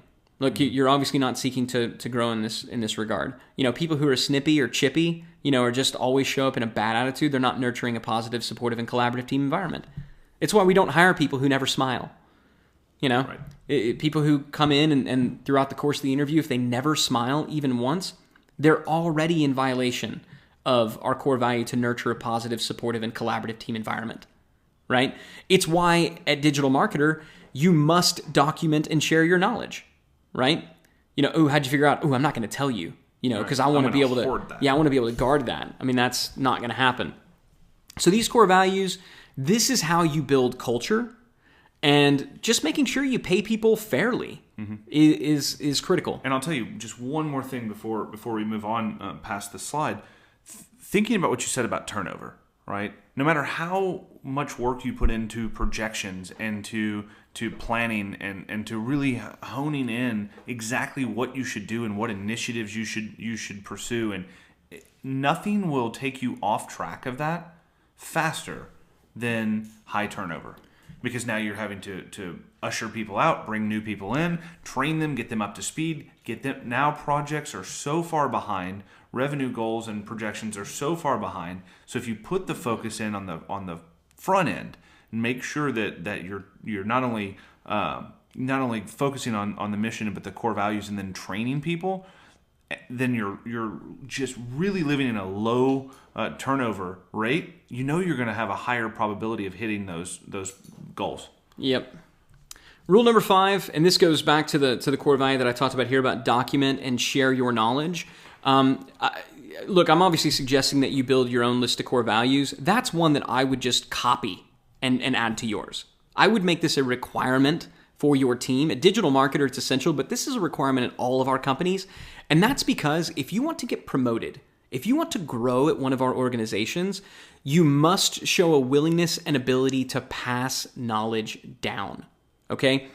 The quickest way, and this is funny, scarcity-minded people believe that the way that they have maintained job security is through black boxing stuff, is by hoarding all of their ideas. I'm not going to tell anybody else so that I'm valuable. That is the quickest way to get fired at one of my companies. Right? If you are hoarding your ideas and you're not documenting and sharing, I don't care how much value you're bringing, you're gone. Right? I want people who are willing and able. So if somebody comes to us and they say, hey, yeah, I'd really like to, I'd like to come up with some ways to make more money and grow with the company. Hey, that's awesome. I want you to do that too. So here's what that looks like. And you'll have these conversations. Employees will come to you. Good ones will come to you and say, basically, let's come up with new and exciting ways for you to pay me more money. Fine. I don't mind that question at all. I welcome it. But my response is always the same. Okay, here's what that looks like. What I need you to do is to document, and actually the first thing is are they doing a good job? Right? So if they come and ask that question and they're not doing a good job, then it's a good time to have a heart to heart with them. Like, look, you're kind of already sucking it up at what we're paying you to do anyway. You need to get better at what you're doing now before you ask for more money. Now, you might want to say that a little bit nicer than that, but let's assume that they're coming to you. Yeah. So let's assume they're coming to you because they're doing a good job and they know they're doing a good job. So you say to them, look, I totally get it. You're doing an outstanding job. And I agree with you. That deserves to be rewarded. But here's what I need you to do. You're doing such a good job that I need you to document everything that you're doing. And the way that you get promoted at this company is you show an ability to document what you do and teach someone else. You grow in this company because if you're going to grow and you're going to grow in management, then I need to know that you can train, manage, and lead people. So show me you can do that. Show me that you can do that. And once you've found your replacement, and somebody else is doing what you're doing, and ideally they're doing it more efficiently, then we will find something new for you to do. Opens up additional capacity for the company. I feel confident we can ROI that because you're sharp. And so we'll figure out what that is together, right? You will see, number one, that for A-level people, they will just beam. They'll be super pumped, right? Because you just gave them a path. You will see, however, for a lot of people who are good at faking it, these are your more political people. These are your C-level people who like to, who like to pretend like they're A's. They like to pretend like they're stars. This is when they'll show their colors. You will tell them that, and they won't do it. They won't document. They won't take the time to do it. They won't take the time to. You go to me like, hey, how's that documentation coming along? Oh yeah, I'm gonna start working on that. I've been really, really busy. Oh okay, and I'll just let it go. And invariably within 6 months, those people are gone. They've either quit and gone somewhere else where they can dance their little dance with, someone who won't call them out on it, or they've been fired. And so it's a good thing. But people get promoted who show a willingness and ability to pass their knowledge down. That's how you get promoted in our company, and that's how I recommend that you promote people in yours. Richard Branson had a great quote that I think ties perfectly into that. Train people well enough so they can leave. Treat them well enough so they don't want to. Mm-hmm. Right? Train people well enough so that they can leave. If you work for one of our companies, I want to see you grow. And we're an entrepreneurial company. We're always trying new things. There's always, there's people like Rich who started off initially just doing affiliate management stuff for a launch and now is a president running one of our largest divisions and is also a partner, right? Worked his way all the way up to being a partner. You have people like Molly Pittman who started out as an intern, who is now VP of marketing for digital marketer, right? There are growth opportunities, but you have to be willing to invest in those people and the ones who are willing to do it. Rule number 6, hire in classes. Okay, so hiring people onesie-twosie is a little bit exhausting. So when you're doing your strategic planning, think to yourself, okay, what are all the things that we need over the next quarter? Now, maybe you're thinking, we don't really need this person for another couple months. It doesn't matter. Better to hire early than to hire late, and hire in groups. Hire in groups, that way you can train in groups. This is far more efficient for you or for whoever is doing the training, and it's far more enjoyable for the people who are coming into your company because they have friends. It's not one person getting hired and getting plopped into the sea where they've got to figure out, who is who. This is what, companies like Google and Facebook do. And so now if you really only need one person right now, then hire one. And if you're a team of 2 and hiring one, that kind of is a class, right? But as you get larger, think, who is everybody that we're going to need for next quarter? Let's hire them all now. Let's train them all now. Let's get them in. And then invest at least a week to onboarding and training. You want to spend at least a couple of days training them on your mission and core values. You want them to know and fully understand the history of the company and why do you do what you do. You want to be able to recite the core values. You want to know because the core values, again, they were hired based on those. They'll be trained based on those. And unfortunately, if it comes to it, they'll be fired based on those. So they need to know those and be able to recite them. And then train them on their job. One of the biggest complaints that employees have when they leave a company, it's that they did not receive adequate training. The 2 biggest things are, I didn't have any potential or opportunity for growth, and I wasn't adequately trained. Very rarely is somebody's top complaint, I wasn't paid enough. Or I wasn't necessarily, they were mean to me. It usually is I didn't receive adequate training and I didn't have the opportunity for growth. So train them. This is the reason, by the way, we created our certifications. We wanted training programs and protocol for new employees. And that's why, again, shameless plug, if you haven't taken us up on any of our certifications, we are currently running a Black Friday sale. So if you're hiring marketing people or you have marketing people that, be honest, you haven't adequately trained in one or more of the areas that our certifications cover, then digitalmarketer.com/Black Friday sale. All right, check it out and make sure that your people are adequately trained. All right, Rich, that does it for the hiring portion. We are, believe it or not, almost done. I know we still have 2 left, but they're the fastest. So we can spend a little bit of time here answering some questions about hiring. That's good because we've got quite a few questions here, and I think they're probably condensed down into probably 5 or 6 because a lot of repetitive questions. So a lot of questions. I know a lot of people have questions about where we find talent, whether it's going to actually hiring a pro, hiring someone who's already skilled and has a skill set, or whether it's hiring someone you're planning on training. Where do you find that talent?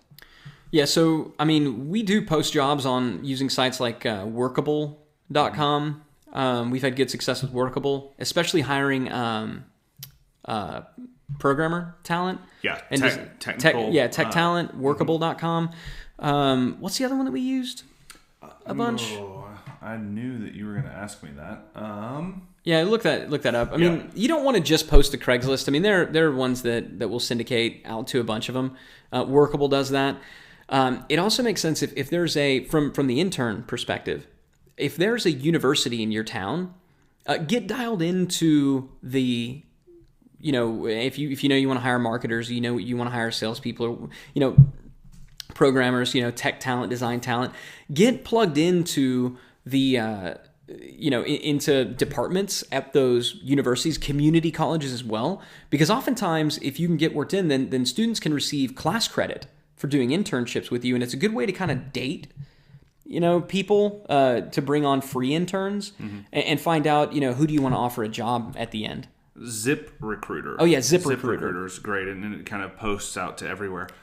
I'll tell you another place when we're going out and we're looking for specialized talent, people that were coming in, and for us, if it's outside of some of the operational type things, there are companies that will say, yes, I respect this company, or I really hope to be where this company's at in this aspect. Now, we'll follow those companies. And in certain cases, we may reach out to people on LinkedIn and talk there. It's also a very politically correct way of saying we will poach. Yeah, poach talent. The best, most talented people aren't looking for jobs. Yeah. They're gainfully employed and happy. And so what you need to do, and what we do, and I know, Rich, you spend a fair bit of time, Molly does this, if there's a company that we respect, then... And we like what they're doing, we will, it's not hard. You go to LinkedIn, you follow that company, you figure out who is working in that department, and you get a, what's the account that you need to be able to reach out to people? You can message someone no matter what, but it makes you jump through a bunch of hoops. I think it's just the LinkedIn Pro account. If you have the LinkedIn Pro or the Recruiter account or something like that. There's a couple of different ways to do it, yeah. But really reach out to them organically. Yep. Right? I know Molly's had good success also reaching out to him on Facebook. She has. She's Facebook messaged people and just said, hey, love and respect what you're doing. We're looking at hiring, for some positions over here. If you're ever looking to make a change, let us know. I'll tell you, I'd love to talk. As it pertains to Facebook, there are emerging groups in cities. Like here we have Austin Digital Jobs, right? So if you're looking for, and that's everything from design to technology to marketing to sales, I've been amazed at the talent that we're able to find by just becoming a member of these different job groups on Facebook. So search your areas for those types of things. And the people who will know what those are, by the way, are your employees. Right. Your team members will know. And when they answer really quickly, that's a time to get, mildly puckered because it means they may be looking at it. But they'll know. And another great source for finding really great talent are referrals from the people working at your organization. So anytime we're going to open up a new position, the first place we look to is, hey guys, so obviously no promises, but we're going to be hiring for this particular role. Does anyone know anyone who knows how to do this? Again, no promises. We're going to do large scale interviewing. They gotta, they may not make it, so I don't want you to overpromise, but more times than not, those people who get referred by because great people hang out with great people. Like Molly won't tolerate slugs, even in her friends. Yeah. And so great people hang out with great people. They know great people. And you can become easily annoyed by below average or mediocrity. So referrals from existing employees is another place. So again, I know there are a lot of questions out there around this. So we talked a lot about compensation, but not about commission or variable comp. Yeah. What level should get that, and how do you base I know it's a tough question variable to speak comp, generically. When I think it's really dangerous. So look, if you're a salesperson, pretty easy. Then it's easy. I mean, salespeople, if they're face to face or ear to ear, toe to toe, Probably not ear to ear. You sell in some weird ways, my friend. I'm not a salesperson. But yeah, I mean, if they're direct selling, then by all means. There I was, toe to toe, trying to get them to buy this Igloo cooler. Well, toe to toe at least makes sense. It's the ear to ear that was bad. Anyway, then yeah, commission for those types of folks, absolutely. The mistake that a lot of entrepreneurs make, and really where this comes from, it comes from not having a clear, coherent mission and vision.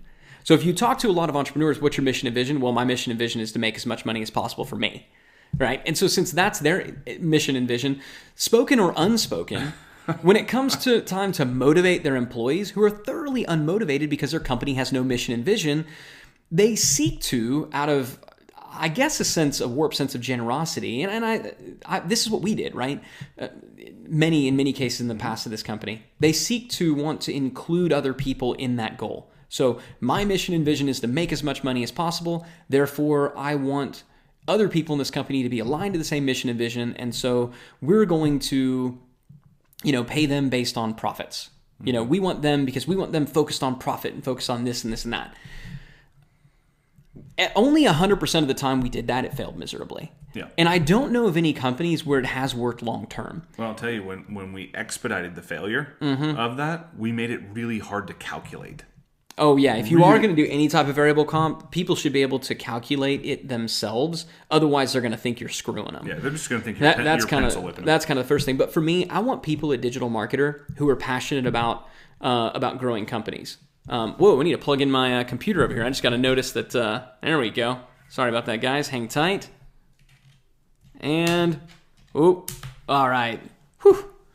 Tragedy averted. Okay, sorry about that.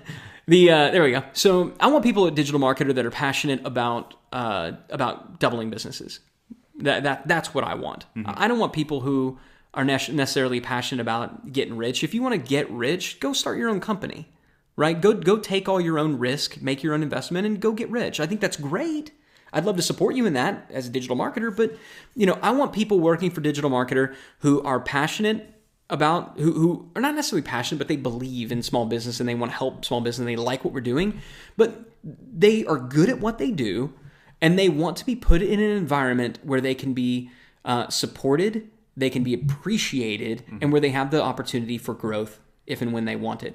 I think far too often, small business owners, entrepreneurs, deploy variable comp because they're trying to turn their team members, their employees, into entrepreneurs, and they're just not, and that's okay. The anxiety of that variable comp, because if I'm not, which luckily I am, but if I'm not kind of driven by money, right? If money is not a driving factor, and even if it is, it's never the only driving factor, right? Everyone has a price, but people will only stay miserable or unfulfilled for so long.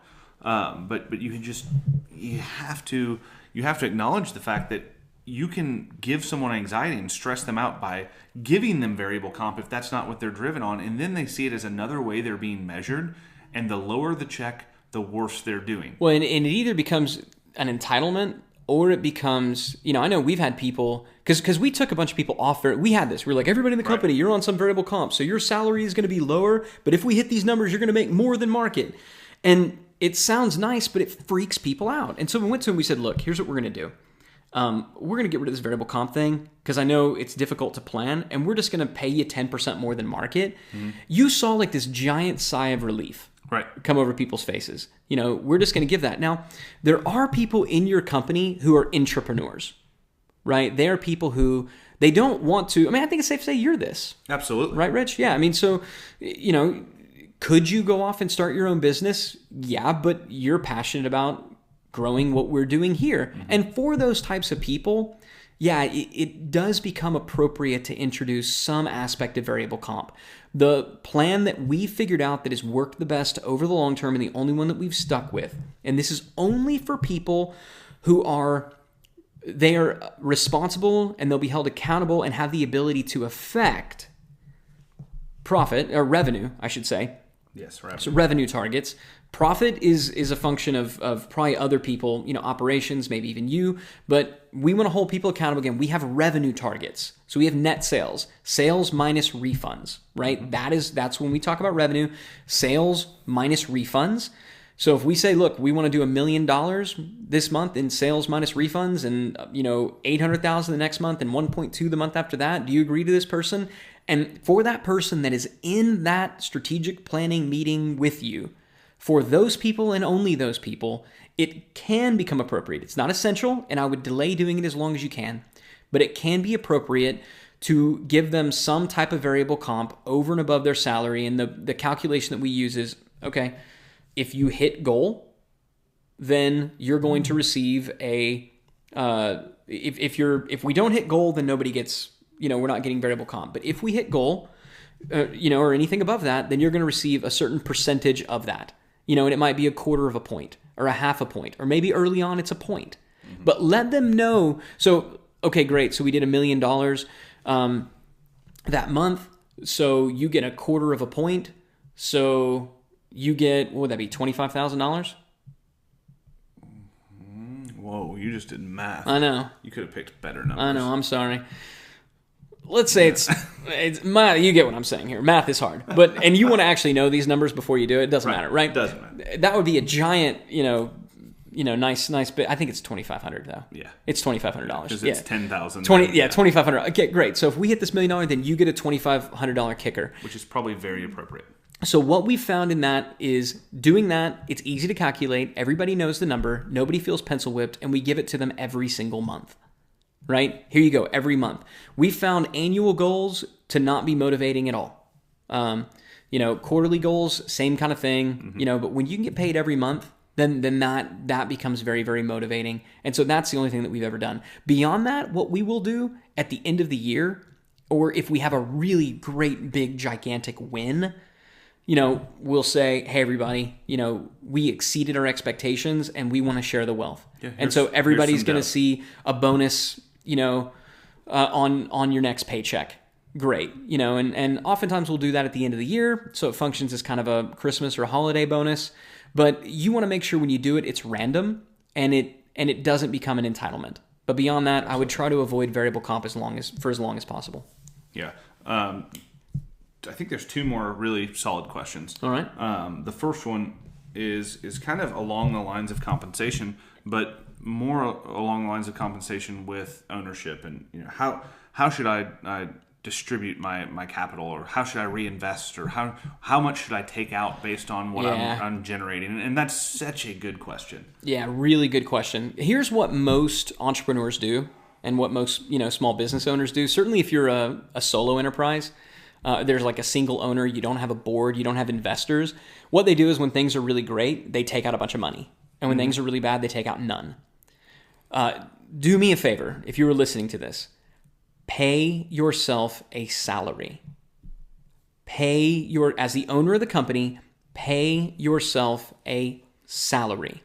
Do it. Now you're going to think, I'm not an employee, I'm an owner. I don't want to feel like an employee. Look, screw that attitude. Get that out of your head. Pay yourself a salary, and pay yourself a salary that covers your living expenses. Not a salary that allows you to go out and buy a new Lamborghini every month. Don't go crazy, right? But pay yourself a salary. And then if you have a good month, maybe you can put yourself on the same type of variable comp plan that we talked about earlier. Or maybe you wait until the end of the year and you do a larger distribution. But pay yourself a salary. If you do that when things are bad, you'll at least be looking at it saying, okay, things are not great right now, but at least I got some cash in the bank. And when things are great, you'll say, great, let's celebrate. But what far too often what people do is they take too much money. They take more money than they should when things are great. And then when things go bad, they're not taking anything. And then panic doubly sets in. So pay yourself a salary that is at market, or that is some type of, that is what you need to feel really good. Yep, this is paying for all my expenses. I'm feeling good about life. You got to do that. Beyond that, figure out how much do you want to build up in savings. I recommend that as quickly as possible, as a company, you put at least 60 days worth of expenses. So you know what your fixed overhead is. So how much it just costs to keep the lights on if you don't make a single sale, right? So basically employees, office space if you have it, your hosting account, stuff like that. Know what that is and try to have at least 2 months worth of that in savings. Try to get to that as quickly as possible. If you can have 6 months and then even 12 months, that's far better. You want to build that up in savings. And then beyond that, everything else that you make, it can either be distributed out to you as profit or it can be reinvested into new ventures. And I would recommend figuring out, depending on if you want to go out and do some acquisitions, how much you want to set aside for that. Okay, last question in this section, and it's another good one. So get ready. How do you start to replace yourself? We talked about a lot of strategic hires and where to go get talent, but what about when it's time to replace yourself? How do you start to do that? Yeah, the only way you can replace yourself is with a team of people. Every single small business owner and entrepreneur I've ever met, who wants to get out of it, they're looking for another person like them. And the reality is you will not find another person like you who is willing to come and work for you. They're not going to happen. The people who are like you are out there running their own businesses. And so what you need to do is you need to find people who are like you. People who in aggregate are like you. And what you will find if you do this, you will find that those people in aggregate are better than you. So again, for example, I'm really, really, really good at marketing. I'm really good at coming up with a marketing strategy, at doing that. Rich, I'd say every bit as good. And at this point, better. Better at architecting marketing strategy because he's in it every single day. Better than I was, and probably better than I could be. I'm really good at product creation. Russ Henneberry, better. Molly Pittman, better than me at buying traffic. I used to be especially really, really, really good at paid traffic and paid media. Now, any one of them, I think it's safe to say that I'm better than you, Rich, at traffic and at product creation. Absolutely. Right? So if I were to look at any one of them, I'm better at doing all of those things than any one of them are. But they're better at doing their specific thing than I am. And collectively, as a group, they're far better than I am. And that's when you're able to replace yourself. When you look around and you say, wow, all these people are better at doing their thing than I would be at doing that particular thing, that's when you can take a step back. It's not when you leave. It's not when you peace, I'm out. It's still your company. You still need to be there to drive it and to be the leader of it until somebody offers you a great big fat giant check. I think you need to do that, right? I absolutely think that you need to do that. If you don't, your company's probably going to die, right? You need that leadership. You need to be driving it forward. But you get to replace yourself when you look around a room or you're on a call with your team and you're saying, wow, this person is better than me at this thing. This other person's better than me at this other thing. I mean, that's when you can take a step back. That was a really fantastic answer. Cool. That was really good. Don't seem so surprised. Point taken. All right, let's move on. All right. Now this just got awkward. So, almost done. These last two are actually fairly brief, fairly simple. Forming strategic relationships. This is a big aspect to scaling your company. Big aspect. You probably can't do it alone. So start asking yourself, who has a customer base that I can tap into? Right? I'll tell you, at Digital Marketer, when we look at companies like Infusionsoft and HubSpot, right? Their customers should all be Digital Marketer customers. Mm-hmm. They just should, right? They just should. Who has access to sales reps?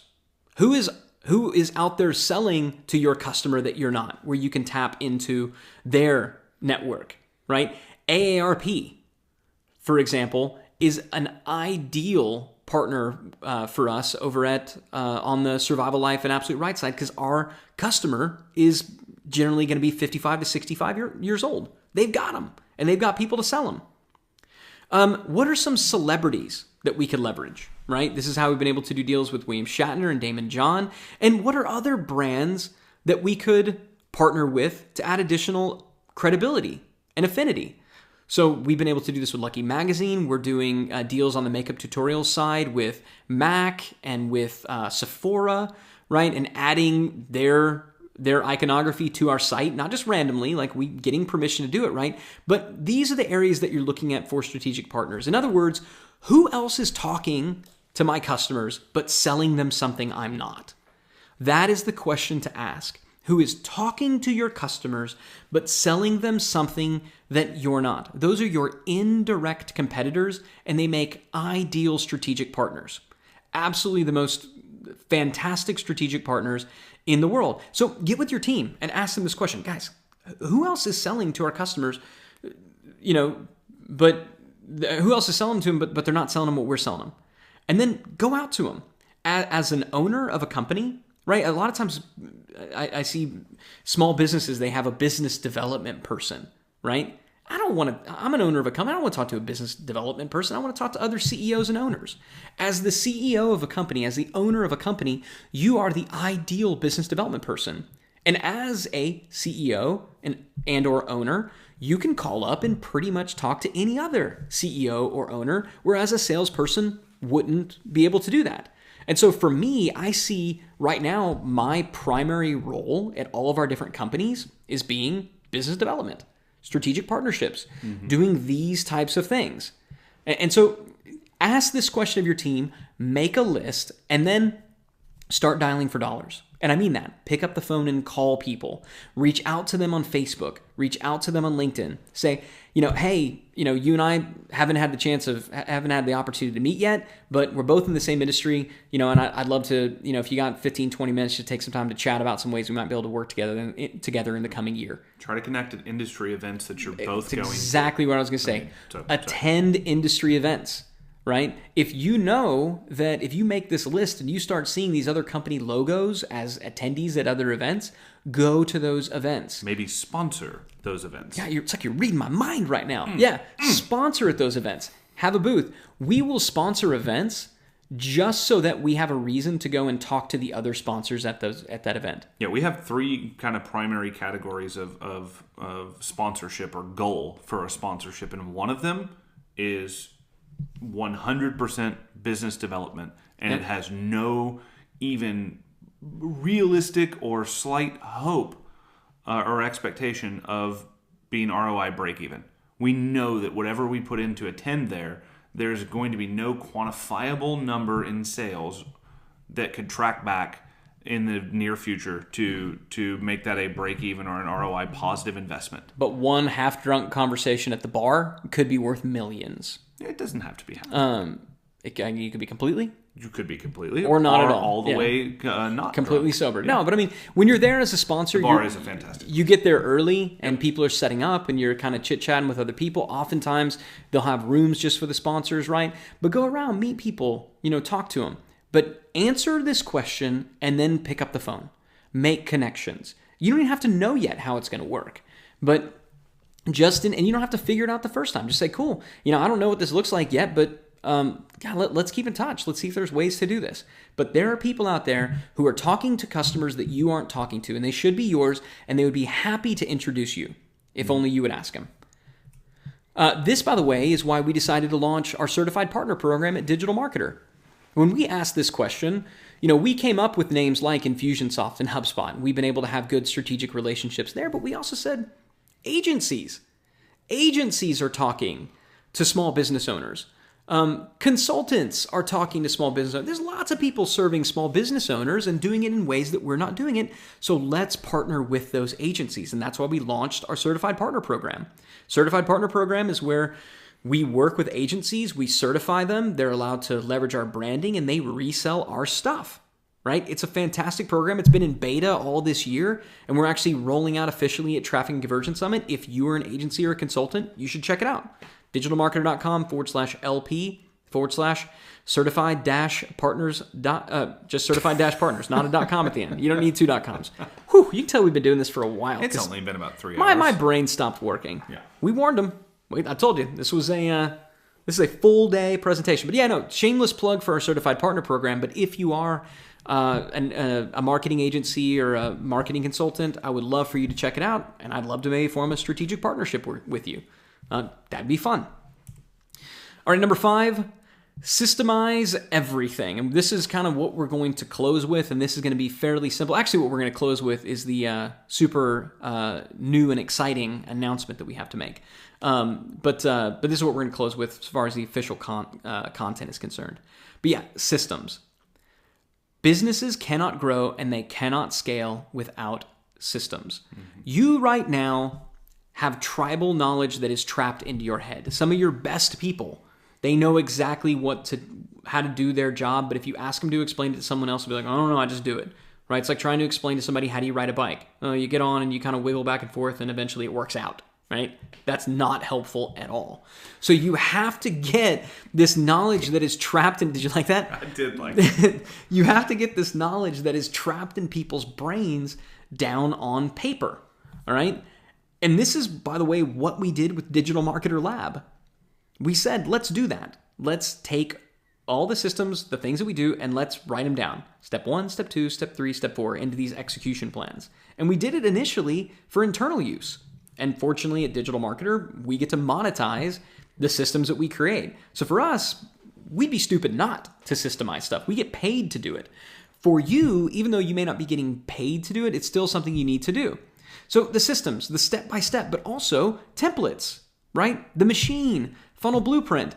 The machine was created out of sheer unbridled frustration from people coming to us and saying, hey, we need an email for this. And I mean, you remember, Rich, us being like, God dang, I feel like I've written this freaking email 15 times. Yep, I really need to write a new welcome email? We send a minimum of 365 emails right. a year. Do we really need to write a new welcome email? Do we really need to write a new thank you email? I feel like we've done a webinar before. Don't we have we probably have past one that worked? Can't we just grab that and repurpose it? And the answer was yes. Absolutely. And so now we're not reinventing the wheel. Oh, look, it worked. Let's do it again. And the point about systems and documentation doesn't mean you're done, but you get to iterate and improve based on known controls. Beat your best. Yeah, you're bettering your best. You're not reinventing. Did it work? Yeah. Did it work better than everything else? I don't know. Right? I don't know, but it was a lot of work to create it from scratch every freaking time. So that's why we built the Machine and Funnel Blueprint. We built it ourselves so that we didn't have to keep rebuilding all these things from scratch. Right? Again, we're fortunate in the link that I gave you earlier with what was that link? digitalmarketer.com/Black Friday sale? Correct. digitalmarketer.com/Black Friday sale. Shameless plug. The Machine, Funnel Blueprint, available there on sale for Black Friday. If you don't have them, you should get them, right? I think you should absolutely create your own systems, but if you want to just kind of leverage ours, feel free to do that. It's also why we're rolling out certifications, right? How do we systemize the onboarding and training process of other team members? We got to do it through certifications, right? That's why we are doing that. So here's how you systemize everything in your business. It's a fairly simple process. Step 1, do it. Now that seems simple, and maybe it seems a little sarcastic, but I can't tell you how often I know me personally, I know other people at our team, and probably you have sat down and said, okay, I need to systemize this thing. I need to map it out, and you haven't done it yet. Right. Once I get this fully fleshed out and then I'm going to do it. Yeah. Do it. Do it. Do it. If it didn't work, do it again differently. Okay? Probably as differently as possible. Turn it upside down, flip it sideways, right? Or figure out what specifically didn't work and just do that part differently. Yeah, so do it. If it works, do it again, but this time write it down. So the first time you do it, don't burden yourself with, the need to systemize every single step because you don't know if it'll freaking work, right? You have no idea. You could be like systemizing and documenting a turd. So don't do that. You could tell it's been a while. We're going there. All right. So if it works, do it again and write it down. Then have someone else do it using the documentation. Now, when I say do it, but I don't know I don't need to do it again yet. Do it again anyway. Right. Come up with a mock thing, right? Think of it almost we don't like need to practical. we don't need to do another landing page right now. I don't care. Build another landing page. Build it for nothing, right? Do it. We need to see if our documentation works. We're building systems. We're building documents. We're building assets. This is every bit as critical as building a product, and I'll prove that in just a second. So have someone else do it using the documentation. Find the holes. So where they're like, hey, I don't get this part. Okay, clarify the documentation. Put in some examples. Maybe one step should actually be 3, right? Find the holes, and when you have somebody else do it who was not tied into the first thing, have them do it again. By the way, when you bring on somebody who has no background in it at all, and they're able to pull it off, that's when you got a real system. This is what McDonald's does.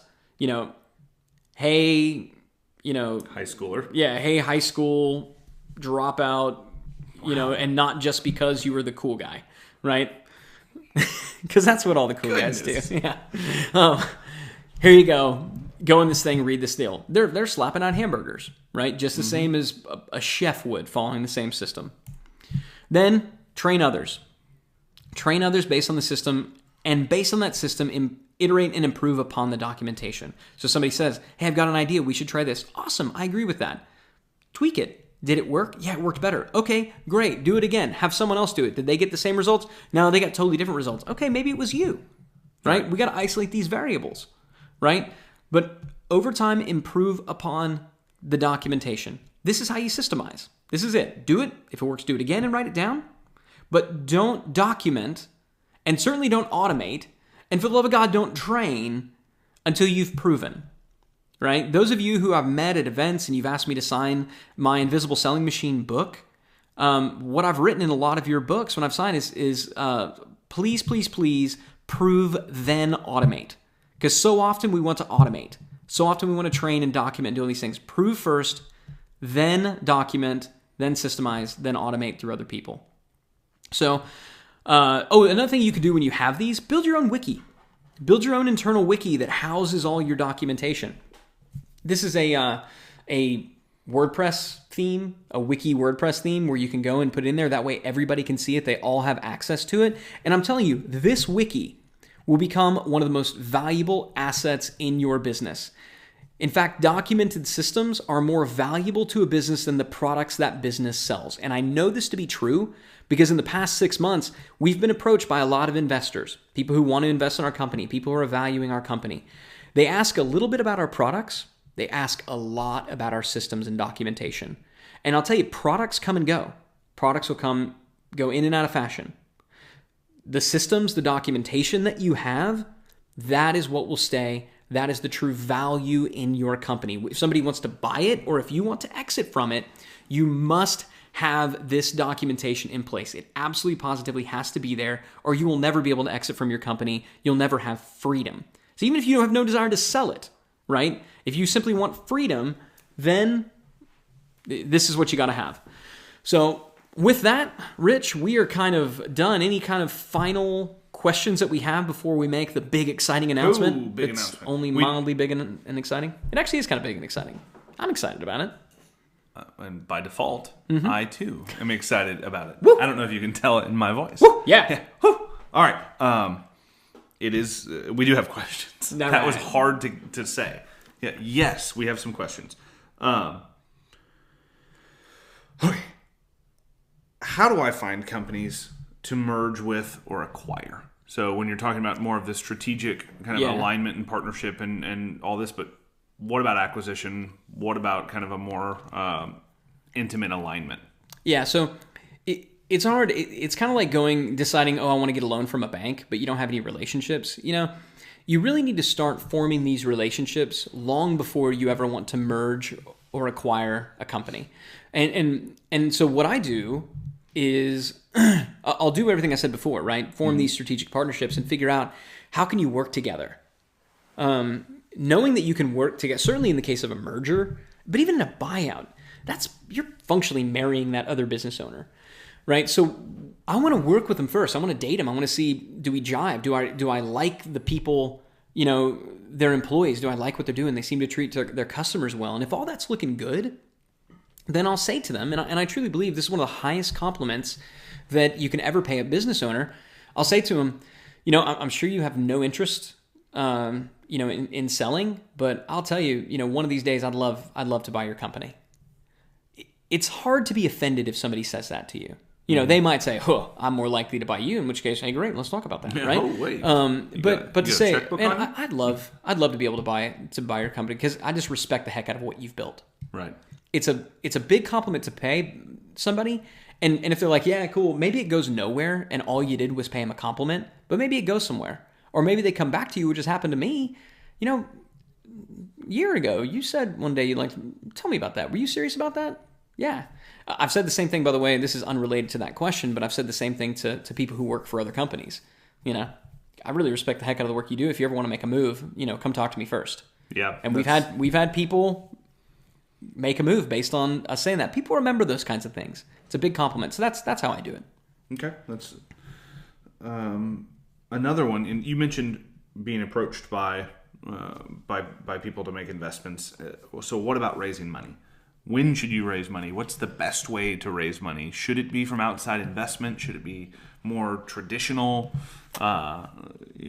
debt? Yeah. So here's what I'll tell you. Wait as long as you possibly can to raise money. As long as you possibly can. When truly you cannot grow without additional capital, then that's when you do it. But long before then, you need to be prepped. So all these things we talked about, that all needs to be in place. A book everyone should read is Built to Sell by John Warlow, and you need to have all those things in place. But you need to have financials that are just dialed in. So when you have, when your company is growing, like it needs to be growing just like a rocket, right?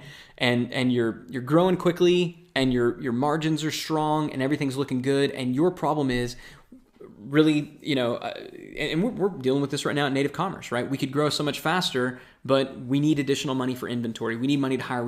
I know if we could, our product is great, but if we would develop this other product, this bigger version, we make even more. That's the time when you go and do that.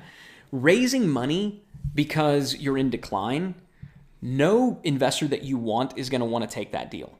You got to fix your business. You got to get it going on the right track. You need to get it going on the right track for, a good, ideally 12 to 24 months. Have killer documentation, great systems, a good team in place, and financials. Preferably, maybe not audited financials, but at least financials that that another financial person would look at and say, yeah, that makes sense. They're like following proper accounting principles. Then and only then do you go. But wait as long as you can. And I would never, ever, ever raise money. Just, I've got this idea. Go out, get proof of concept, go sell some stuff. And then, when you can't grow because you don't have adequate capital, then go and look for it. That's when you're going to get the best multiples. That's when you're going to get to maintain the bulk of the control. Great. I think that's all the questions we have pertaining to kind of these last few sections. Okay. So I know we got some other questions that have come in. You want to hit those kind of after we talk through? Let's make our... All right, cool. So I want to tell you about really quickly our next big thing.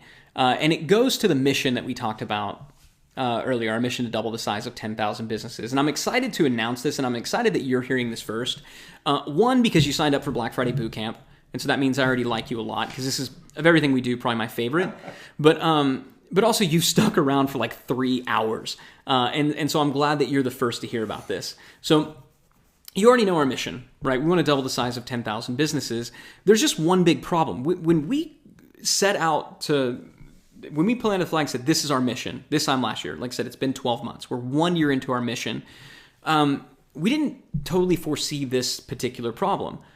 Even the best business owners don't have time to figure this stuff out, right? So our mission at Digital Marketer is we need to take our content to the business owners, right? Business owners, CEOs, they need to do this stuff. They need to learn marketing, right? What we found is that that's not the case. The best business owners out there need to be running their businesses. The best dentist needs to be dentisting. The best landscaper needs to be running their team, right?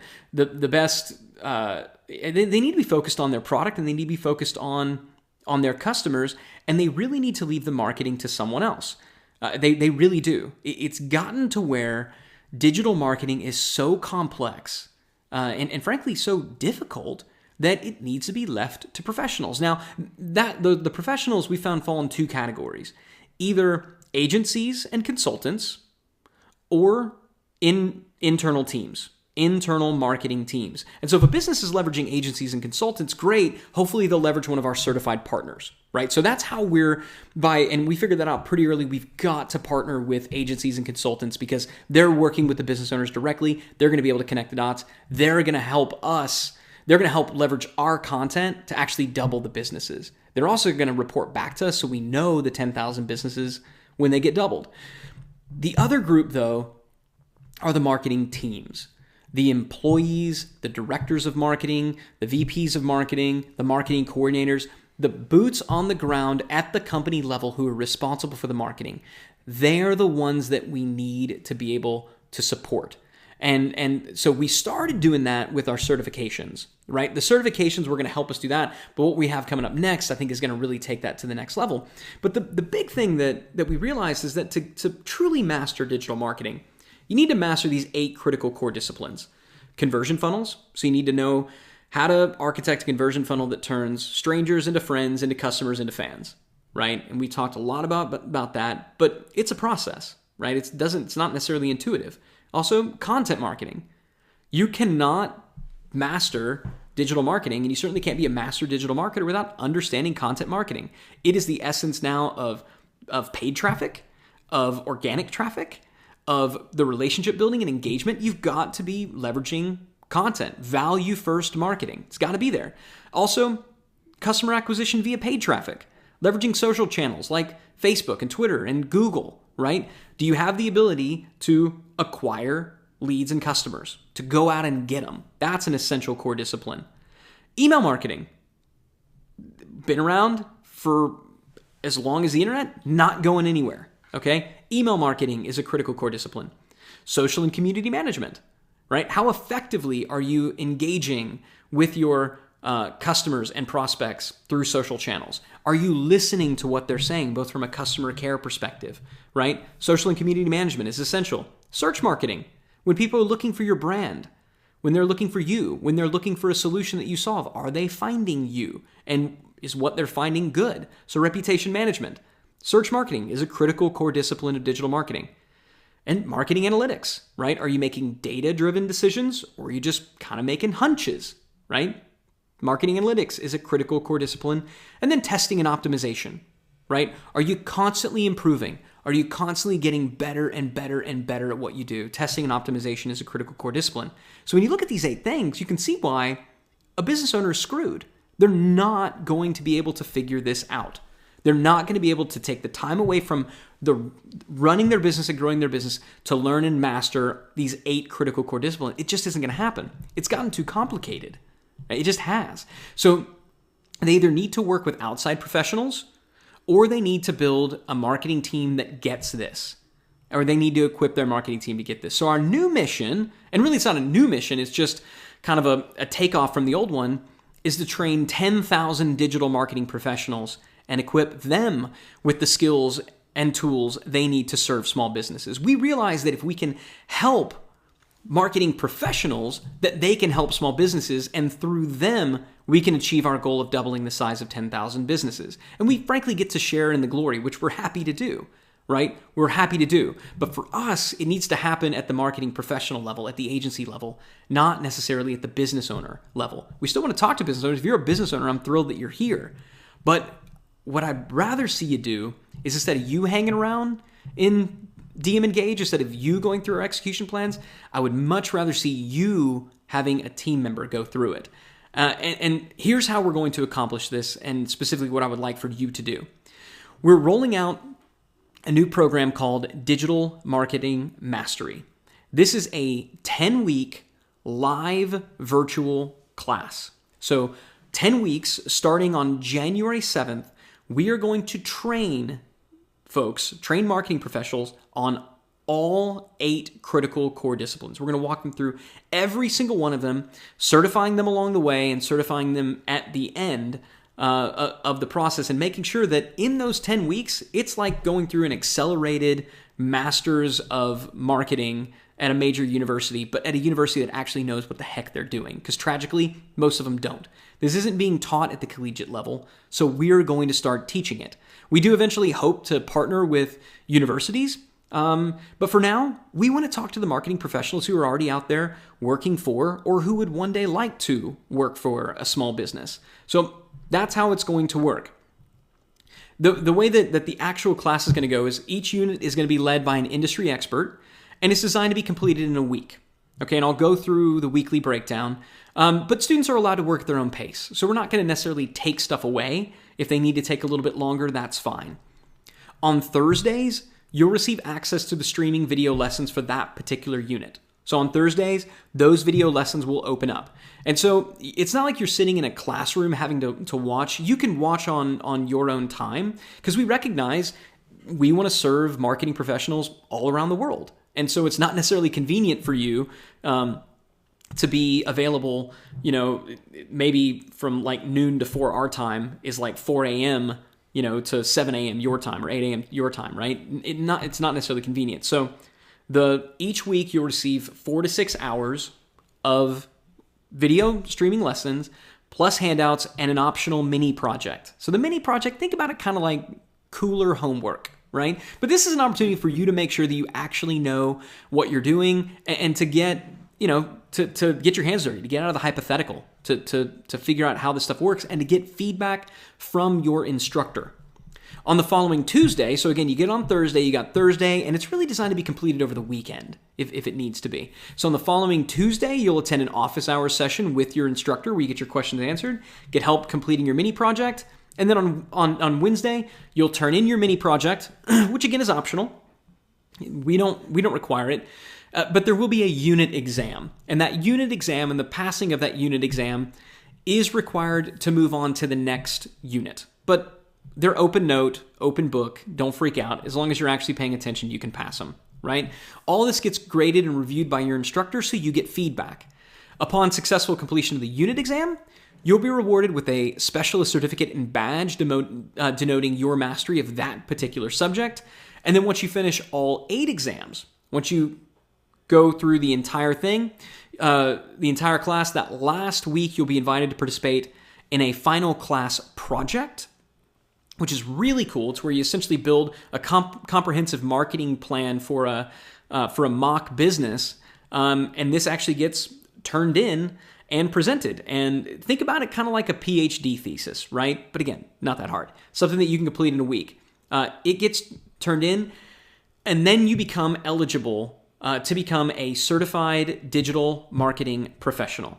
And this is what we're most excited about, and what we're really excited to launch is this certified digital marketing professional. I'll tell you more about that in just a little bit, but we really want to create the definitive, the de facto standard for all digital marketing professionals, right? We want this to be, and it will be, more valued than a master's degree in marketing at some university. Because again, when somebody has this, they will understand all 8 critical core disciplines. They will know them all. They will be equipped to run a marketing department or to execute a comprehensive marketing plan on behalf of a small business owner. We're going to certify them to do it. We're putting our reputation on the line with this, but we're incredibly excited about this. And we truly believe that, very soon, just like just like with accountants, you have CPAs, certified public accountants, just like with financial advisors, you have CFPs.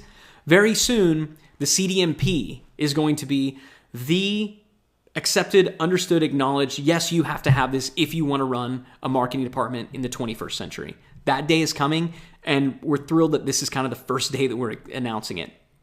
So if you're interested in participating in this first class, we plan to offer this class quarterly. All right, once a quarter, we're going to offer it. So January 7th is when we're going to do this very, very, very first class. So if you're interested in being a part of this very first class that we hold, here's what tuition is. It's 12 payments of $295, so we are willing to let you finance that, or $295 if you pay it in full. Okay, so if you want to take care of it all at once, pay it in full, then you can do that. Now, if you work for a company, then by all means, go to them and say, let me take this. It's going to make you smarter. It's going to make me smarter. I'm going to do better for you. If you are a business owner, I cannot express to you how important making this investment in your people is. Training them will give them the confidence, and it'll also give you the confidence to know that, yeah, they can do this. They can handle it. It is a drop in the bucket for the value that it will bring to your business. Class starts January 7th and ends on March 10th. That's when project week is. Again, the project is not required. You don't have to do it. If you just kind of want to audit the class, you're free to do that. You do need to pass the test to move on to the unit, but the project is not required. The project is required if you want to receive the CDMP designation, however. Now, bonus for everyone who gets in, all students will receive access to all of Digital Marketer's certifications, right? So this particular class is going to leverage many of the videos from our different certifications. So there is significant overlap there. I don't mind admitting that because this is a very different thing. This is live, instructor-led, with projects and homework. So even if you've taken the certifications, I still recommend going through this class, right? And if you have taken the certifications, then what we're going to let you do is with these other certifications, you can gift them to a colleague, to another team member, or to a deserving student, right? You know somebody who's in college and you would like for them to know this stuff, then gift the one that we're giving you to them. Bonus number 2, your instructors are us, right? Myself, Richard Lendner, Molly Pittman, Justin Rondo. We are going to be the actual instructors for this first class. Now, eventually this is going to change. Eventually, the Digital Marketing Mastery class is going to be offered live in classroom environments taught by other people, not us, showing our videos and walking through our stuff. It is not going to be us as the instructors moving forward. We're going to do it this first run because we want to make sure that the value is there and that everybody feels good about it. And we frankly want to learn. We're doing what I talked about before. We're doing it. When it works, we're going to document it.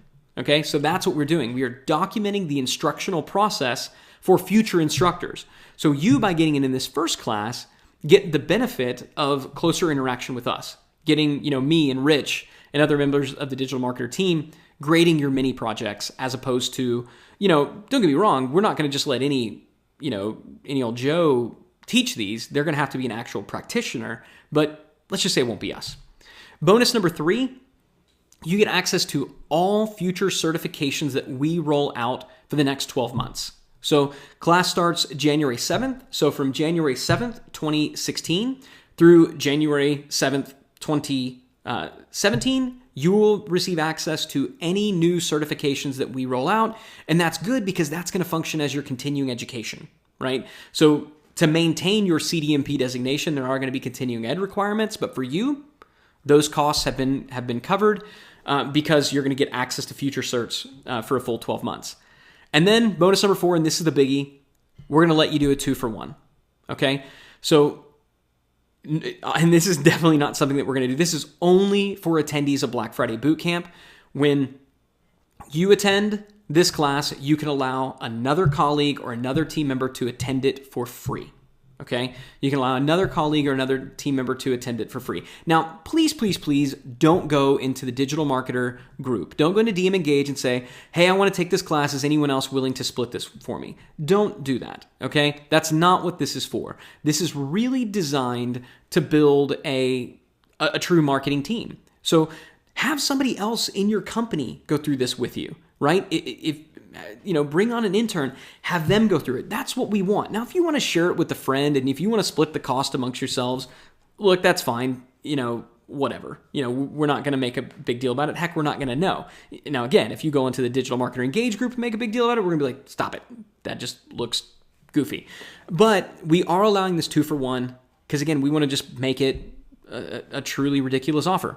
So right now you can enroll digitalmarketer.com/mastery. You can enroll today. The class begins on January 7th. So between now and January 7th, number 1, enjoy your family and the holidays. We did toy with the idea of starting it sooner, but we realized that was going to disrupt everybody's holidays, including ours. We didn't want to do that. But we are giving you, that's why we're giving you access to all of our different certifications. So you can go through the certifications between now and then, kind of start to work ahead so that you really understand the material when it comes time to go through that. Okay? So between now and then, feel free to go through the certs or just kick it. Class starts on January 7th. Now, if you're wondering, should I take this? Is this for me? If you're a digital marketing professional looking to get an edge in an increasingly crowded marketplace, then yes, you should go through this. If you're a traditional marketing professional, so if you've grown up in the quote-unquote old school agency world, then yes, you definitely should if you want to get up to speed on the newest trends in the field. If you're a startup founder, Okay. If you're a startup founder, now I said, business owners, this isn't so much for you. Look, if you're a startup founder, this is for you, because as a startup founder, priority number one, remember we talked about this at the very start of this training. Priority number one, when you're in that infancy stage, that 0 to 1 million, is to get that first profitable sale. Right? So as a startup founder, your focus is not so much on the product. Your focus is on getting this dang product sold. Because if you can't sell it, it doesn't matter, right? Nothing else in business matters until you make that first sale. This is absolutely for startup founders looking to acquire strategies looking to get strategy to acquire customers and clients without being forced to raise money from outside investors. Remember I said you should wait as long as you can, right? Don't let, I need money for marketing be the reason that you raise money. Figure out how to do marketing the right way so that you can acquire customers at a profit. That's what we teach in Digital Marketing Mastery. Here's how to go out, get customers, and not have to go in the hole to do it. So if you're a startup founder, if you're that one man, one woman show, then by all means, this is for you. If you're an agency owner looking to expand your service offering, yes. If you're an agency owner looking to add some additional badges of credibility, yes, you should definitely go through this. If you're a student hoping to land a great job in a fun, in-demand, high-paying field, then yes, I wish that we could hire more people who knew this stuff. I really do. I wish that there were more universities teaching them, because we would hire them across all of our different companies. I truly believe that digital marketers are going to be some of the most in-demand jobs over the next 5 to 10 years, because every company needs it, but no one knows how to do it, right? So if you're a student, you're in a great spot. But if you're a crazy business owner who barely has time to check the mail and sign the checks, then no, you should not go through this. You're not going to be able to devote the time. You're going to get frustrated. So have someone on your team go through it, because you more than anyone else needs this information. And believe me, we want to serve you. We want to help you, but we know that teaching you to do this is not the answer. And I think deep down inside, you probably know that too, because you've done this. I'll miss you. I don't necessarily want you to go away completely, but please send someone to us, let us train them, and send them back to you. You'll be happy, they'll be happy, we'll be happy, because you'll get the results. So why should you enroll now, right? Maybe you're thinking, the class doesn't start until January 7th, I'll enroll later. Well, just know if you wait, there's a good chance that the price will go up. Now, I'll be totally transparent. We're probably not going to raise the price between now and January. I think for this first class, we're going to keep it at the $29.95 price point. Down the road in quarter two, we are likely going to test higher price points. So just know that. But I will tell you, in the future, we are definitely not going to give people access to all of our certifications. Ain't going to happen. You're going to go through the class. If you also want to buy some certs, great. It's not going to be bundled for free. We're not going to do it. And we're definitely, absolutely, positively not going to be offering the 2-for-1 offers. In fact, the 2-for-1 is only for people who are on Black Friday, and this also will end. We're going to give you a couple of days to consider it, and then we are going to close the 2-for-1 offer. You're going to see emails coming out about this over the next couple of days saying it's closing, it's closing, it's closing. We're not screwing around, okay? When we come back out at the end of December and we publicly announce how we're launching the CDMP program, the Digital Marketing Mastery class, you will not see this 2-for-1 offer. It will not be there. Okay, I guarantee you, this is being recorded, it will not be there. So that is why today is the absolute best possible day to enroll. All right, so go ahead, digitalmarketer.com/mastery is why you should enroll. Now, if you will indulge me for just a little bit, I want to kind of point out a couple of things, because this is the CDMP logo. The one that you see on the left. The seal that you see on the right will also be allowed to be, again, folks who have this designation will be allowed to display it on their website, on LinkedIn, in their email, to denote that they have achieved this status. But the logo in particular, I want to point out a couple of things about it, because it is very intentional. Number one, notice that it's all lowercase, right? And the reason that we wanted it to be lowercase is because we want it to be a little bit playful. A little bit fun. And that's because marketing is fun. And marketers should never take themselves too seriously. You'll also note that the P is kind of becoming pixelated. You have all those boxes. And those boxes really are there to kind of denote pixels, right? And that's really a nod to digital. and really that we realize that digital is where things are headed. Marketing is no longer analog. Those days are gone. It is all about digital moving forward. And so those pixels are there. Those boxes as pixels are there to give a nod to digital. Also note the colors. If you look at the colors, there are 8 boxes, and each box represents one of the 8 critical core components of digital marketing. And you'll also see that the colors are reflected there in the wheel. And then the direction that the pixels are going. Notice that they're moving up and forward. So they're always looking for the next, acknowledging that with digital marketing, it never stops. It's always changing. Truly, change is the only constant. And so as certified digital marketing professionals, they need to constantly be looking forward and up at what's coming next. So there's a lot of intent around this. We're incredibly, incredibly excited and passionate about the future of this and what it's going to mean for us as a company, but more importantly, what it's going to allow small businesses to accomplish. Because now they're not going to have to learn it on their own. They're not going to have to wonder, oh, is this person I'm hiring, do they actually know what they're doing? No, they're going to say, yeah, this person knows what they're doing, and I know they know what they're doing because they're a certified digital marketing professional. So if you want to be a part of really the launch of this, if you want to be involved in this big, bold, brave new thing that we're doing, that we firmly believe is going to be a worldwide effect, and firmly believe that it's going to make a tremendous impact for the better for small businesses, then I would encourage you, be a part of this first class. Even if you've gone through a lot of our certifications, even if you think you know this, trust me, you want to be a part of this first class. It is going to be a lot of fun. Over the next 10 weeks, it's going to be one of the primary focus for all the top members at Digital Marketers. You're going to get unprecedented access to me, to Richard, to Molly, to Russ, to Justin, to Susan, to everybody who is instructing in this class. You're going to get unprecedented access and feedback from them.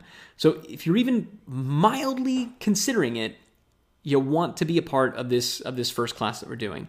And so check it out, digitalmarketer.com/mastery. I know you're going to be glad that you did it. And if you're a business owner, you can pay attention. You can look at your, over your people's shoulder. But if you know you're already crazy busy, please don't attempt to take this on. Let someone else do it and let them build your business for you. You're going to be happy that you did. So with all that soapboxing out of the way, Rich, feel like I was doing a little preaching. Sorry about that, guys. I know we're not over a little bit. We're over a lot bit. But we told him 3 hours, and we just crossed the 3-hour mark. Yeah, so not a lot. Not a lot. You want to do it? You want to go another hour? Let's roll again. No, yeah. This is literally the last slide. So I just want to find out, are there any kind of last minute questions? I know there are. There are some. Let's take maybe 3 or 4. Yeah, and there's some really good ones, and good ones that I think just really appropriate to end on. So I know we talked a lot about systems and documenting processes and operations and employees, but there are several questions, and I know people have a lot of questions about this, and I know that a lot of people turned in questions early about this as well, about dealing with burnout, both as a CEO, as a founder, owner, and on the executive employee level. How do you kind of keep that? How do you keep your mental wits about you, and how do you deal with the job responsibility of driving the growth of any company? Yeah, so as companies grow, it's like people, right? I mean, as companies grow, they get more complex. Babies are pretty simple. Babies, they eat and they poop and they sleep. That's kind of it. Mm-hmm. As we grow, as we mature, we get more complicated. And so if you don't grow your team, if you don't grow your systems, as you grow your company, you're going to burn out. The best people in the world are going to burn out. Heck, Rich, you've reached burnout phase before. Yeah, and it's... but what did when you were freaking out, Molly, I don't think she'd mind saying it, Molly was about to hit the freak out button recently, and I could see it coming. I've been doing this long enough, I'm like, Molly's about to freak out pretty soon, because I know she's getting responsibilities piled onto her, and I told her the same thing that I told you, the same thing I did for me. I was like, look, just go back. I want you to go back to yesterday and think, what did you do? What did you do? And oftentimes when I ask that question, I don't know, I was so busy, I don't even know. And what that means is you didn't do anything of any significance. Mm-hmm. If I ask you, what did you do yesterday? And yesterday was your birthday and all your friends, you can remember it play by play because it was significant. Right. If you don't remember as a business owner what you did yesterday or this time last week, it's because you're not doing work that's significant. It's because you're running around doing busy work. So what you have to do is you have to take a couple of days and document throughout the day. Write down every 15 minutes, what did you do? What did you do? And you got to look out there and you got to say, okay, I did this and I did this, and you got to figure out what work should you be doing and what work should you not be doing. And then you need to build a team around the work that needs to get loaded off your plate, or you're going to burn out. You're going to need help. You're going to need it. Or stop the growth of your company, retreat back to childhood, retreat back to adolescence, put the diaper back on, put the pacifier back in your mouth, and accept your fate. When you say it like that. I meant it to be incredibly disparaging, because I think it's tragic. I mean, I believe if you're running a business, your business deserves to grow, right? And people who say, no, I want to have a lifestyle business, I want to keep it this size, that's horse crap. You either have something that's worth sharing or you don't. If you don't, you should be out of business. If you do, then you should want to share it with as many people as possible. So people telling me, like, I don't want to share it, I don't want to do it, to me, I think that's selfish. I really do. And if you're just, no, I'm going to be a selfish person, then that's fine, I guess. I am judging you. I don't want to say I'm not judging you. I am judging you. I think everyone knows. Yeah, I think you're being incredibly selfish. If you're what you have is that great, then take the time to systemize it, document, bring people in who can run it and who can grow it, and you can be paid for the work that you did. Right? You can go kick it. But don't go kick it on a beach until you've handed it over to people who can take it, who can grow it, and who can run it. But if your business is going to grow, and it should either grow or die. If your business is going to grow, and it should, then you're going to need help. You're going to need a team. So if you're burned out, you got to build a team. That's what I say to everybody. It's what I said to you. Rich, you got to hire. Molly, you got to hire. Now let's make sure we do it strategically. Yeah. And that's a great transition into the next question, oddly enough. We've gotten several people asking about the transfer of credibility, the transfer of voice, right? The unity of voice. How do I transfer the credibility from a founder to a team? Like, what is the process of publicly almost knighting someone and allowing them to now be an authority in the community or publicly on behalf of the company? Yeah, so it's hard when the person is the brand, right? So when the person is the product. So for many, many years, I was the product. Mm-hmm. I produced the content. I was the product. Now, if you're a CEO or you're a founder, and you're not the product, right? Like, so I think about like a Steve Jobs, right? Steve Jobs was the essence of Apple. Everybody kind of knew that, but when you were buying iPods and Macs, you weren't buying Steve Jobs. So when you have that, then it's essential that you be very specific about, okay, what makes me, right? And what are the character traits that I need to see present in the company, and to be intentional about the people that you hire. Like me, I wanted to make sure that I hired somebody like you who was really amazingly great at marketing, better at it than me. I saw that was something that for me, I was good at. So let me go hire somebody to do that. I'm good at product creation. Let me go find somebody who's better, and it's systemization and at instruction, right? Russ is better at that. I'm good at, so it starts with finding people who do an aspect of what you do and they do it better. And then if you are the product, then what you have to start doing is you have to start introducing them slowly to your community, saying, hey, so I mean, with me and you, it started off with you coming on to calls, doing stuff like this, right? And then we produced a product together, right? With Russ and Molly, it was, I want you to be the person that does this. And you have to work them in slowly. And then eventually you find that you're not missed.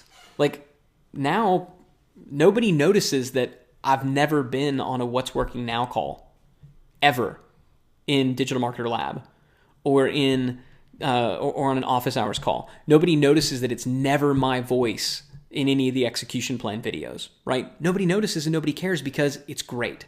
Because what they're getting is great, because I made sure to build a team of people who could do the things that I did better than me. And as long as they're doing the work that I do better, I'll never be missed. And I'm great with that. I'm totally fine with that. I love that. Yeah, that's terrific. All right, I'll tell you what. Let's end on a kind of cool, fun, and almost voyeuristic question. Yeah, let's get a little racy in here, let's get if you creepy. will. Yeah, business creepy. Oh, so it's okay. It's business pervy. Yeah, right. And I really do think this is an interesting question. What does a day as Ryan Dice look like? Right? So just kind of, and I know that's a weird and creepy way to ask it. So by the way, I will answer this if you do the same, because I really think a day for you is going to be more... Refer to me in the same way I did to you.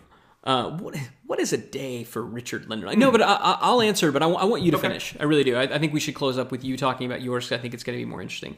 Because for me right now, I've been able to transition away from running the companies on a day-to-day basis. So there's not a single company that I run on a day-to-day basis. In fact, there are companies that that I own, and I walk into the building and people say, "Who is that?" Which is great. But even at Digital Marketer, where I'm still the CEO, still produce products, I don't run it on a day-to-day. But you know that better than anyone else because you're running it. So what I spend the bulk of my day doing is, like I said, I look at the different at the revenue charts that I showed before. Who is above the line and who is below it? The companies that are below the line, then I see where I can help them. I kind of serve as an advisor, as a consultant. Can I jump in and get my hands dirty? Can I produce an offer with them? For me, that's fun. It keeps me fresh. There's also a lot of time, like one of my roles is to be the face for Digital Marketer, to record videos, to record products, to do speaking stuff, to be an ambassador for the brand. So as you well know, you'll tell me, hey, I need you to record all these videos today. And so I'm fortunate that you guys are organized enough that, if I got to record a bunch of videos, that maybe takes one day a month, whereas it used to be very, very regularly. But the bulk of my time today is spent doing, it's either doing strategic planning, and when it's a time of the year that we're doing that, or it's spent doing business development. It's spent going out there, interacting, hanging out on the phone with companies and people that I know we need to be doing business with. Because I see today there's no higher leverage activity than I can do that I could do than that one. And I also get to play. If there's something new that I want to try, then I get to play. I get to experiment. I get to be that R&D that we talked about before. So that's kind of how it goes. It's different every day, which for me is exactly what I wanted. I wanted it to be different every day. Yeah. So what about you? What is a day in the life of Richard Linder like? Well, it starts off being pretty amazing. Yeah. Yeah. You wake up and you go, look in a mirror and you go, wow. Yeah, but not in the way that you're implying. Oh. It should start off at the gym. Mostly it doesn't. Yeah. But all joking aside, I think it's important to acknowledge the distinction here, because you should be doing those things. And one of the questions that was asked was also, how did you start to transition out? And I know for a while we had kind of a role or a situation where it was kind of two people doing the same thing. So the distinction in the role is very important. But for me, while I'm looking at the same numbers, where are we at on a daily basis? Looking at the cash, I'm breaking it down to kind of almost the campaign level, the team level. So I work with all of the directors at the company and help them set projects to make sure that the projects and the initiatives that they're working on are the ones that are either what we discussed in our strategic planning sessions or pieces to get us towards the projects and the initiatives that we discussed. And I'm working with them on a weekly basis and doing daily check-ins. So daily check-ins on the performance of campaigns. Where are we at? We thought this campaign was going to do that. What's it doing? Is it right on track? Is it performing a little below expectations? Is it performing above expectations? A lot of it focusing there in the beginning, right? What's the campaign that we're running right now? And if it's below expectations, digging in and finding out why. Is it fixable, or do we need to move on? Do I need to adjust for next month because I know now that we've already missed? So staring at kind of that calendar, right? That whiteboard. A lot of my day is spent there. And then supporting the other leaders of the company. So going in and making sure that really their project and initiative plans have been fully fleshed out, and that they're on track for their milestones, and that I'm offering them support, not just as a rah-rah, but what do you need? Do you need new team members? Do we need some additional bandwidth that I can outsource? What needs to happen to keep these things on track? So really just breaking down and playing more of a supportive role, and really a role of informing the company. So a lot of, as our company has grown, keeping the open lines of communication with what we're doing, where we're going, and why. Keeping those lines of communication open are very important. But at the end of the day, it all breaks down to making sure that we achieve those goals. I just look at it on a much more finite and granular level than you do. Yeah. No, I mean, it's looking at the goals, and you got to take the revenue goals and say, okay, these are the promotions, these are the projects. Projects, you make sure the projects get done on time, and you make sure the promotions get done, based on what we hope they would. And right. and then everybody below that on the teams are responsible for making sure that their respective things get done to achieve that same goal. So it really is, yeah, you're right. It's the same kind of thing, just at a different, maybe a different viewpoint. Mm-hmm. Well, I tell you what, I know that there were a ton of questions that we weren't able to answer just because we had so dang much stuff to cover. So why don't we do this? Let's make sure that I think we do, both you and I, let's do an office hours before the end of the year. Okay. So if you are a Digital Marketer Lab member, then know that sometime before the end of the year, Rich and I will be doing office hours on this topic, answering all of your questions as it relates to the ins and outs of running the companies and how we do meetings and stuff, which we didn't really get a chance. I know there was a question about how we run our meetings and stuff, and we just, it's complicated. It would take another 30 minutes to explain, which we're willing to do. We'll do that on the office hours. So if you're a Digital Marketer Lab member, more answers to your questions are coming your way. If people are not a Digital Marketer Lab member, is there a $1 trial? Yeah, go. If you're not a Digital Marketer Lab member, go to digitalmarketer.com/LP/lab-trial. So digitalmarketer.com/LP, Larry Paul, LP /lab-trial. And that costs for one big, huge dollar.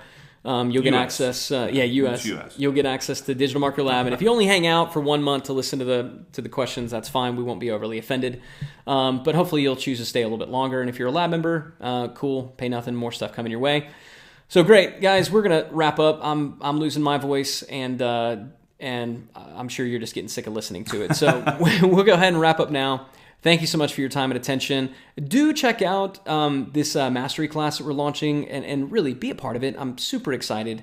Those of you who have been a part of new things that we've done in the past know that there are big benefits and perks that come from being in that initial sort of beta group. And I'm very excited to share and to explain more about the CDMP designation, and I'm excited for you to see where that goes. So with that, again, happy Thanksgiving to all who celebrate.